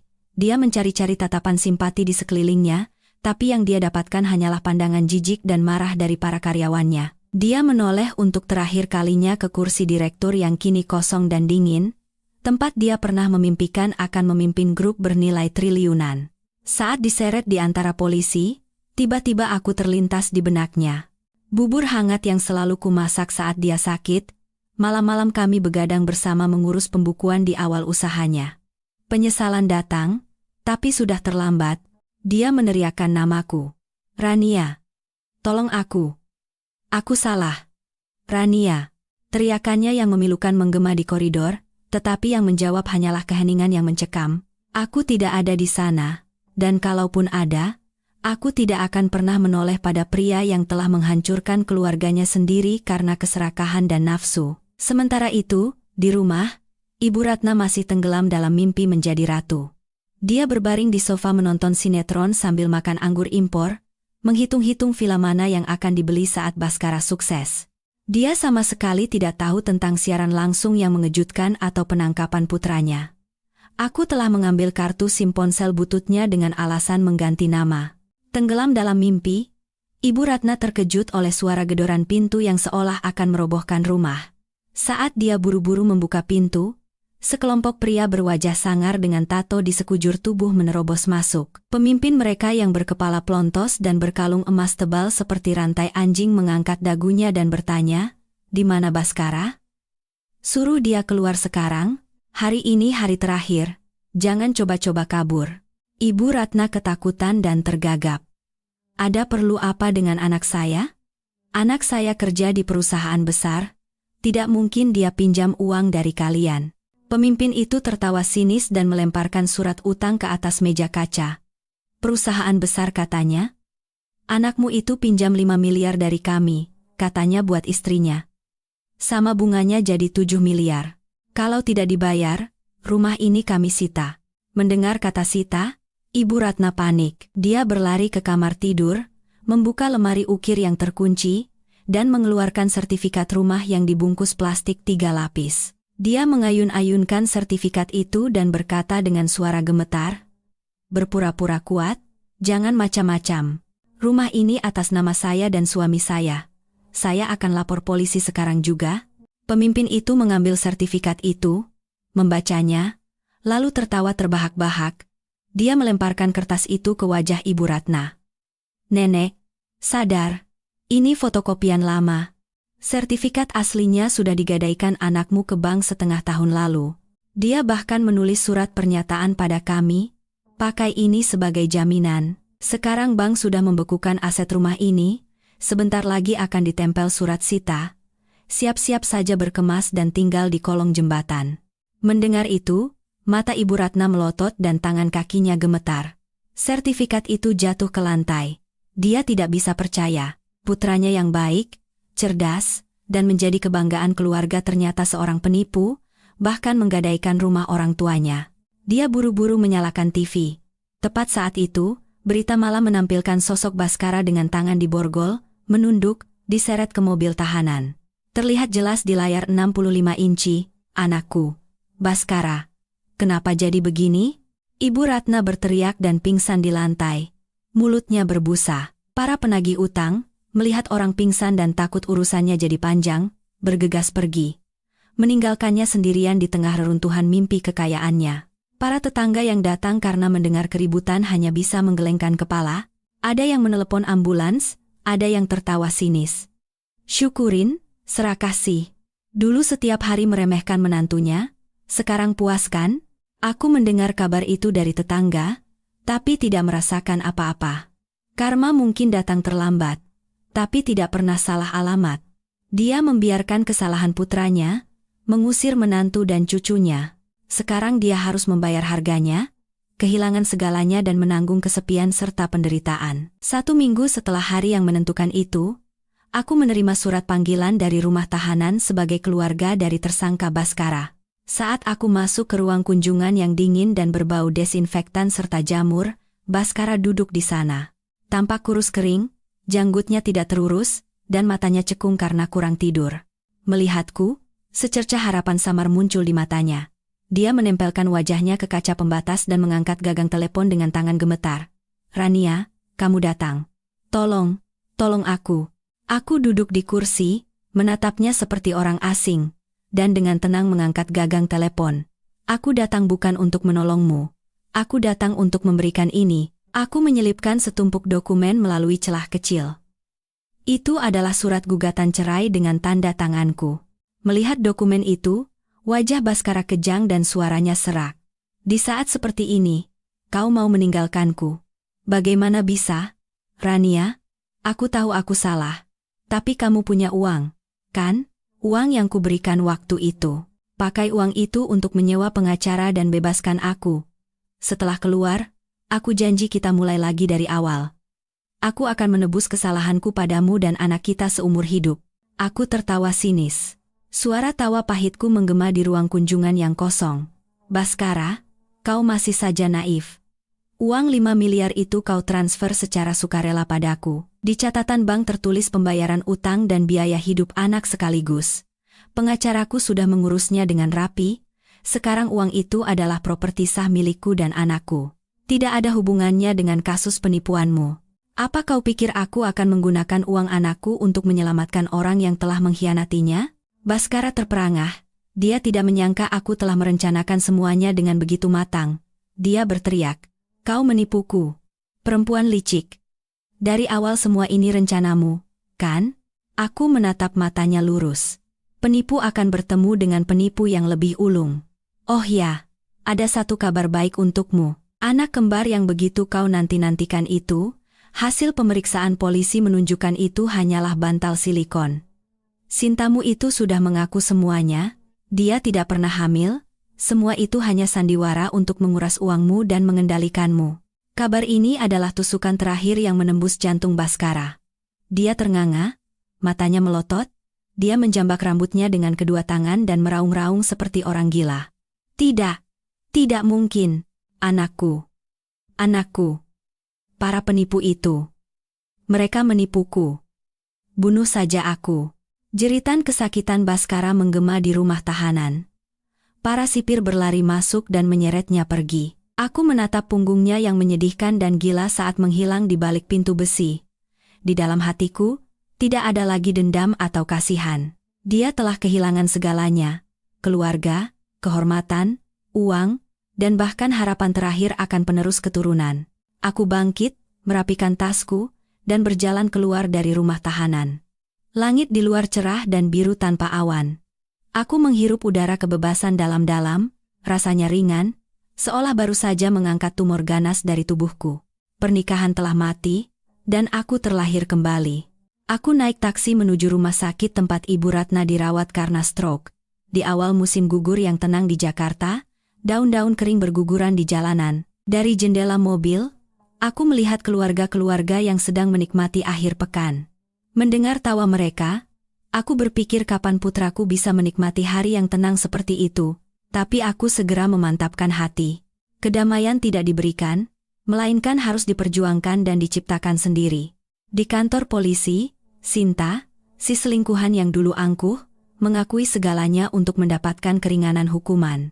Dia mengaku perut buncitnya sebenarnya adalah bantal silikon canggih yang dipesan dari luar negeri seharga puluhan juta. Dengan foto USG palsu yang diedit dengan rapi dan bakat aktingnya, dia berhasil menipu Baskara dan Ibu Ratna dengan sempurna. Di matanya, Baskara dan keluarganya hanyalah sapi perah bodoh yang akan dia dan Pak Harjo peras hingga tetes terakhir. Aku masuk ke kamar Ibu Ratna. Bau desinfektan yang menyengat membuatku mengerutkan kening. Dia terbaring di ranjang putih. Setelah pingsan karena stroke ringan saat para penagih utang datang, separuh tubuh kirinya lumpuh. Wajahnya miring, dan air liur menetes dari sudut bibirnya, membasahi bantal. Melihatku masuk, secercah kemarahan samar muncul di matanya. Dia secara refleks ingin memakiku, tetapi yang keluar hanyalah suara erangan tak berarti. Aku duduk di kursi di samping ranjang, wanita yang pernah mengusirku dari rumah dan mengejekku karena tidak bisa punya anak kini terbaring seperti sebatang kayu lapuk. Bukan perasaan puas, melainkan kesedihan atas tragedi yang disebabkan oleh keserakahan manusia yang kurasakan. Aku mengeluarkan hasil pemeriksaan polisi dari tasku, dan meletakkannya dengan lembut di atas dadanya. Suaraku rendah dan jelas. Ibu, sebagai menantu, saya datang untuk terakhir kalinya. Saya rasa ibu harus tahu kebenaran ini agar bisa sadar. Cucu kesayangan yang ibu tunggu-tunggu siang dan malam, Anak yang karenanya ibu mengusir saya dan putra saya, anak itu tidak pernah ada. Sinta sudah mengaku semuanya. Itu hanya perut palsu dari karet. Wanita itu menipu ibu dan bapak untuk merebut harta, dan menjadikan rumah kita sebagai mesin cuci uang mereka. Mendengar itu, mata Ibu Ratna yang tadinya sayu tiba-tiba melotot.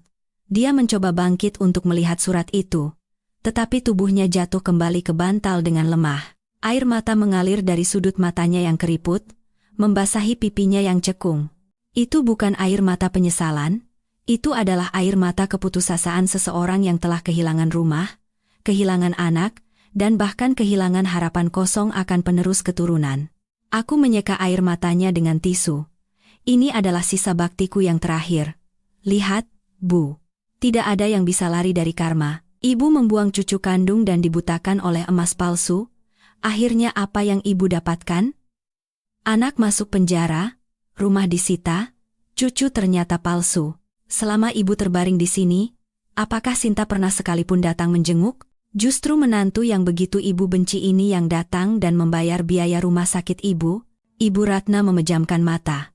Seluruh tubuhnya kejang, dan isak tangis yang keluar dari tenggorokannya terdengar seperti raungan binatang yang sekarat.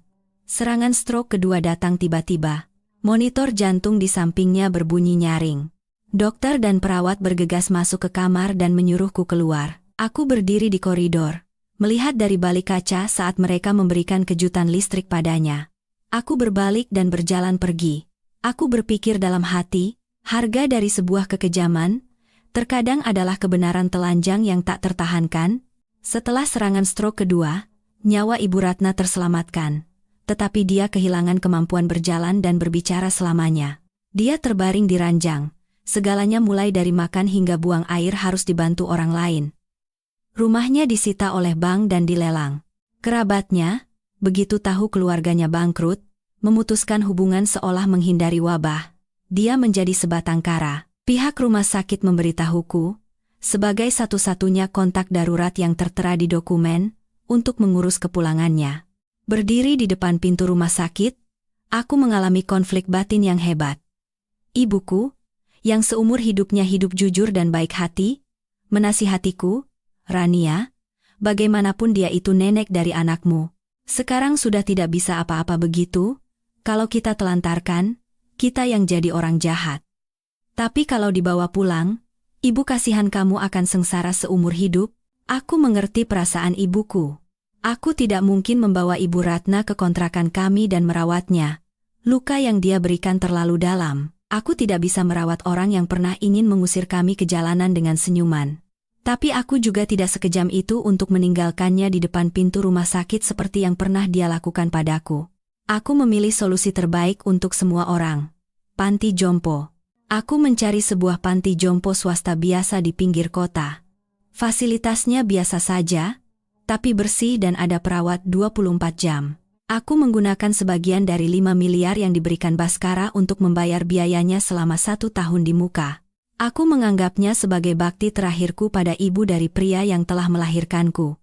Hari saat Ibu Ratna dipindahkan ke panti jompo, hujan gerimis turun. Dia berbaring di tandu, menatap langit-langit ambulans dengan mata kosong. Kesombongannya yang dulu telah lenyap. Saat para petugas memindahkannya ke kamar bersama, tiba-tiba dia mengeluarkan suara tak jelas dan dengan tangannya yang kaku mencoba memegang ujung bajuku. Dari matanya, aku membaca ketakutan dan permohonan seorang lansia yang ditinggalkan. Dia takut akan kesepian, takut akan udara dingin di tempat asing ini. Aku dengan lembut melepaskan tangannya, merapikan selimutnya, dan berkata dengan suara datar, "Ibu, istirahat yang tenang di sini ya. Perawat akan merawat ibu, makan juga diurus, jadi lebih baik dari di rumah. Biaya 1 tahun sudah saya bayar, jadi jangan khawatir. Kalau ada waktu, nanti saya ajak anak saya menjenguk." Setelah berkata begitu, aku berbalik. Dari belakang, aku mendengar suara tangisannya yang memilukan, tapi aku tidak menoleh. Saat melangkah keluar dari panti jompo, aku menghirup udara yang lembab dalam-dalam. Aku telah melakukan kewajibanku, bukan sebagai menantu yang berbakti, melainkan sebagai sesama manusia, karena dia tidak pernah menganggapku sebagai anaknya. Sekarang, hidupnya akan terkurung di antara 4 dinding dan penyesalan yang terlambat. sementara hidupku akan melangkah menuju cahaya. 3 bulan setelah penangkapan Baskara, sidang perceraian kami digelar. Karena Baskara ditahan di penjara dan atas bujukan pengacara serta kenyataan pahit, dia setuju untuk bercerai, sehingga prosesnya berjalan cepat. Aku hadir di pengadilan dengan pakaian yang rapi dan tenang. Wajahku dirias tipis, memancarkan kepercayaan diri dan ketenangan. Aku bukan lagi aku yang dulu, yang menderita kesakitan. Aku adalah seorang ibu tunggal yang kuat, siap membela hak anakku. Sidang berlangsung tanpa terdakwa, hanya dihadiri oleh pengacara negara yang mewakili Baskara. Hakim yang sudah berumur itu membaca dokumen dan menatapku dengan pandangan simpati. Dia menanyakan beberapa pertanyaan prosedural dan mengkonfirmasi kembali niatku untuk bercerai serta kesepakatan hak asuh anak. Dengan bukti perselingkuhan yang jelas, fakta bahwa Baskara akan menghadapi hukuman penjara yang panjang dan kehilangan kemampuan finansial, hak asuh anak tentu saja jatuh padaku. Mengenai harta, karena apartemen sudah dilelang dan tidak ada aset lain, aku tidak menuntut pembagian tambahan. Uang 5 miliar yang ditransfer Baskara sebelumnya, dengan bantuan pengacara, telah diresmikan dalam surat perjanjian sebagai biaya hidup anak sekaligus dan pembayaran utang pribadi, sehingga diakui oleh pengadilan sebagai milik pribadiku. Ini adalah kemenangan terbesar dan jaminan untuk masa depan putraku. Ketika palu hakim diketuk, menandakan perceraian kami sah, rasanya seperti batu besar yang menekan dadaku terangkat. Surat putusan cerai yang tipis di tanganku terasa seberat ribuan ton. Itu adalah tiket kebebasan yang membebaskanku dari pernikahan neraka dan label istri seorang penipu. Aku melangkah keluar dari gedung pengadilan. Hari ini, langit Jakarta anehnya begitu cerah dan biru. Aku menghirup udara kebebasan dalam-dalam. Semuanya telah berakhir. Hari-hari penuh kecurigaan, penderitaan, dan kebohongan telah menjadi masa lalu selamanya. Ibu Widya menungguku di kafe seberang. Melihatku keluar, dia tersenyum dan melambaikan tangan. Aku menyeberang jalan dan duduk di hadapannya, tersenyum lebih cerah dari sebelumnya. Bu Widya, sudah selesai. Saya bebas sekarang. Ibu Widya memegang tanganku. Tatapannya hangat seperti seorang kakak. Selamat, Rania. Satu pintu tertutup, pintu lain akan terbuka. Kamu masih muda dan kompeten, masa depanmu cerah. Sekarang besarkan anakmu dengan baik dan bangun bisnismu sendiri. Aku mengangguk penuh harapan. Aku tahu jalan di depan akan terjal, tapi aku tidak takut. Aku telah mengalahkan ketakutanku sendiri, mengalahkan orang-orang jahat. Tidak ada lagi yang bisa membuatku jatuh. 6 bulan kemudian, sidang terbuka kasus manipulasi saham dan penipuan Baskara Development dan komplotan Pak Harjo digelar. Kasus ini menarik perhatian besar media karena skala penipuan dan modusnya yang licik. Aku hadir di persidangan sebagai pihak yang terkait. Duduk di bangku pengunjung, aku diam-diam menyaksikan orang-orang yang pernah menghancurkan hidupku duduk di kursi terdakwa. Baskara tampak kurus kering dan puluhan tahun lebih tua. Rambutnya memutih dan punggungnya bungkuk seperti orang tua. Dia mengenakan baju tahanan dan tidak berani mengangkat kepalanya, matanya kosong. Di sampingnya, dalang utama, si rubah tua Pak Harjo, dan di sampingnya lagi, Sinta, si selingkuhan yang dulu glamor, kini dengan wajah pucat tanpa riasan, terisak sepanjang persidangan. Jaksa dengan suara tegas membacakan dakwaan. Pendirian perusahaan cangkang, manipulasi laporan keuangan, manipulasi saham, hingga menipu dana dari ratusan investor yang tidak bersalah. Ketika disebutkan bahwa kerugian mencapai ratusan miliar rupiah, desahan kemarahan terdengar dari bangku pengunjung. Dalam pembelaan terakhirnya, Baskara menangis tersedu-sedu. Dia mencari-cari aku di antara pengunjung dan dengan suara gemetar berkata, "Saya minta maaf. Saya salah. Karena keserakahan, saya kehilangan keluarga dan nurani. Mohon keringanan hukuman." Aku menatapnya. Dengan mata yang tenang, tanpa cinta atau benci. Setelah semuanya hancur, apa arti sebuah permintaan maaf? Sinta menangis meraung-raung, mencoba melimpahkan semua kesalahan pada Pak Harjo, tetapi bukti-bukti dengan jelas menunjukkan keserakahannya. Tidak ada yang bersimpati pada air mata buayanya. Saatnya vonis. Hakim dengan agung membacakan putusan. Terdakwa Harjo divonis 20 tahun penjara. Terdakwa Baskara divonis 12 tahun penjara. Terdakwa Sinta divonis 7 tahun penjara. Suara palu yang diketuk seolah menjadi titik akhir dari kehidupan orang-orang serakah itu. Aku melihat punggung ketiga orang itu saat digiring oleh polisi ke mobil tahanan, merasakan bahwa keadilan telah ditegakkan. Mereka menabur angin, sudah sepantasnya mereka menuai badai. Badai hukum dan sosial akhirnya reda. Pertarungan selama ini telah membuatku lelah, tetapi sekaligus menempa mentalku sekuat baja. Aku duduk di sebuah rumah kecil di pinggiran Jakarta, tempat aku tinggal sementara bersama orang tuaku. Aku menatap putraku yang sedang belajar berjalan di halaman. Sinar matahari pagi jatuh lembut di rambutnya, menghangatkan hatiku. Aku tidak mabuk kemenangan setelah vonis. Aku memegang aset pribadiku yang diakui oleh pengadilan. Uang 5 miliar, sisa dari perceraian dan harga dari pengkhianatan. Aku memutuskan untuk membangun masa depan baru dengan uang ini. Aku berkata pada orang tuaku bahwa aku akan tetap di Jakarta dan memulai bisnis. Ayahku, yang seumur hidupnya hanya bertani, menghisap rokoknya dalam-dalam dan berkata, "Kalau itu keputusanmu, ayah dukung. Kamu harus bangkit di tempat kamu jatuh. Jangan sampai dicap sebagai pecundang yang lari." Kata-kata ayahku memberiku kekuatan besar. Aku memutuskan untuk memanfaatkan pengalamanku sebagai manajer keuangan dan membuka kantor konsultan keuangan dan pajak untuk usaha kecil dan menengah.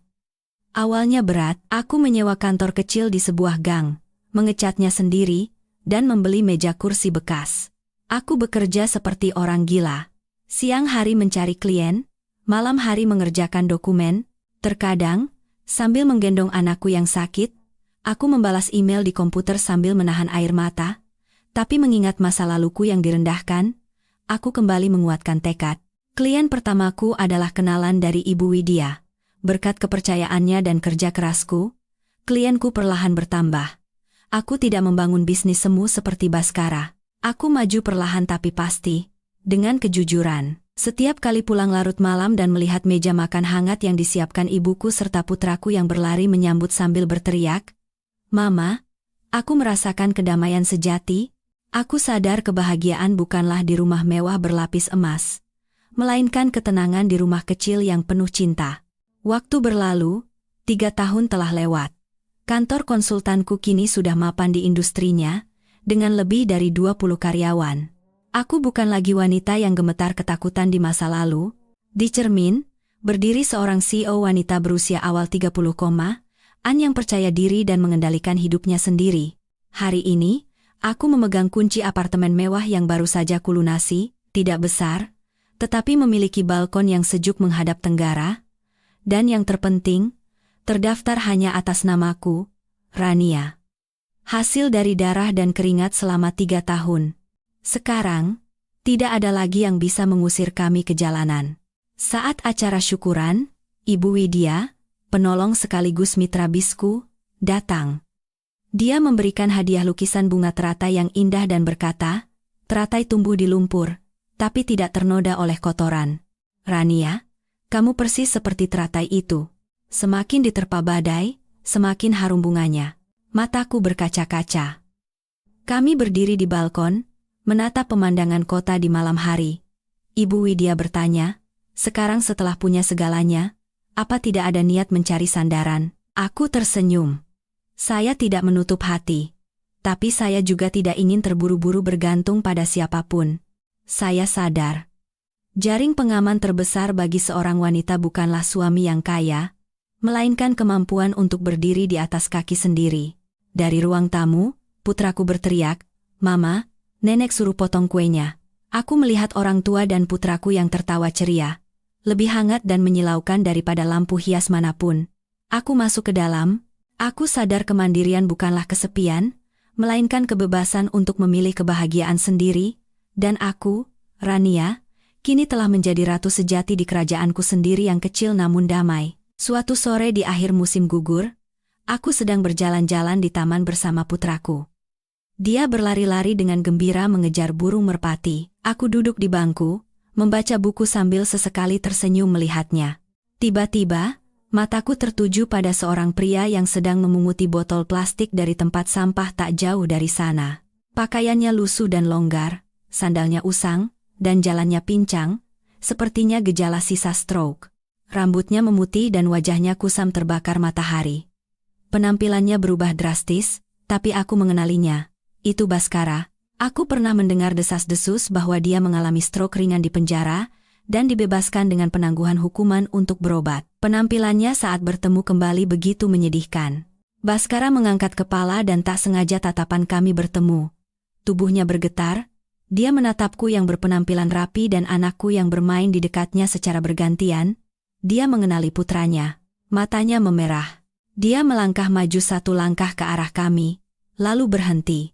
Dia menunduk melihat penampilannya yang kumal, lalu kembali menatap kami yang bersih dan rapi. Rasa malu dan hina seolah menelannya. Baskara buru-buru memalingkan wajah, menekan topinya dalam-dalam, dan menghilang di antara kerumunan. Dia lari dari masa lalunya, dari kenyataan bahwa dia telah kehilangan hal-hal yang paling berharga. Aku duduk diam di bangku. Hatiku tenang seperti danau di musim gugur. Aku melihat punggungnya yang bungkuk menghilang di telan keramaian, merasakan simpati pada kehidupan seorang manusia. Dia pernah memiliki segalanya, tetapi karena keserakahan dan pengkhianatan, dia mengubah segalanya menjadi abu. Itulah harga dari karma. Matahari mulai terbenam. Aku menggandeng tangan putraku dan berjalan pulang. Putraku dengan polos bertanya, "Mama, tadi Mama lihatin Om itu lama sekali. Mama kenal?" Aku berhenti sejenak dan menatap mata jernihnya. Aku tidak ingin menanamkan kebencian, juga tidak ingin menciptakan citra ayah yang palsu. Aku tersenyum lembut dan mengelus kepalanya. Itu kenalan lama Mama. Dulu dia pernah tersesat, tapi sekarang dia sedang mencari jalan pulang sendiri. Setiap orang harus bertanggung jawab atas perbuatannya sendiri. Ya, Nak? Anakku mengangguk. Tawa riangnya berpadu dengan hiruk-pikuk kota, menciptakan musik yang hidup. Aku menggenggam erat tangan mungilnya. Dulu aku menderita karena berpikir telah kehilangan keluarga yang utuh, tapi sekarang aku sadar. Keluarga adalah tempat di mana ada cinta dan kedamaian. Keluarga baru kami, dengan cara kami sendiri, adalah keluarga yang paling utuh. Aku telah melewati badai, dan pernah hancur di ujung keputusasaan. Tapi penderitaan itulah yang membentuk diriku sekarang. Aku tidak lagi terikat oleh masa lalu, memaafkan yang sesungguhnya adalah melupakan musuh dan menjalani hidupku sendiri dengan damai. Di bawah cahaya lampu jalan, bayangan kami berdua memanjang dan menyatu. Aku akan terus melangkah maju dengan hati yang penuh harapan. Kedamaian sejati bukanlah di tempat yang tidak ada badai, melainkan menemukan ketenangan hati di tengah badai.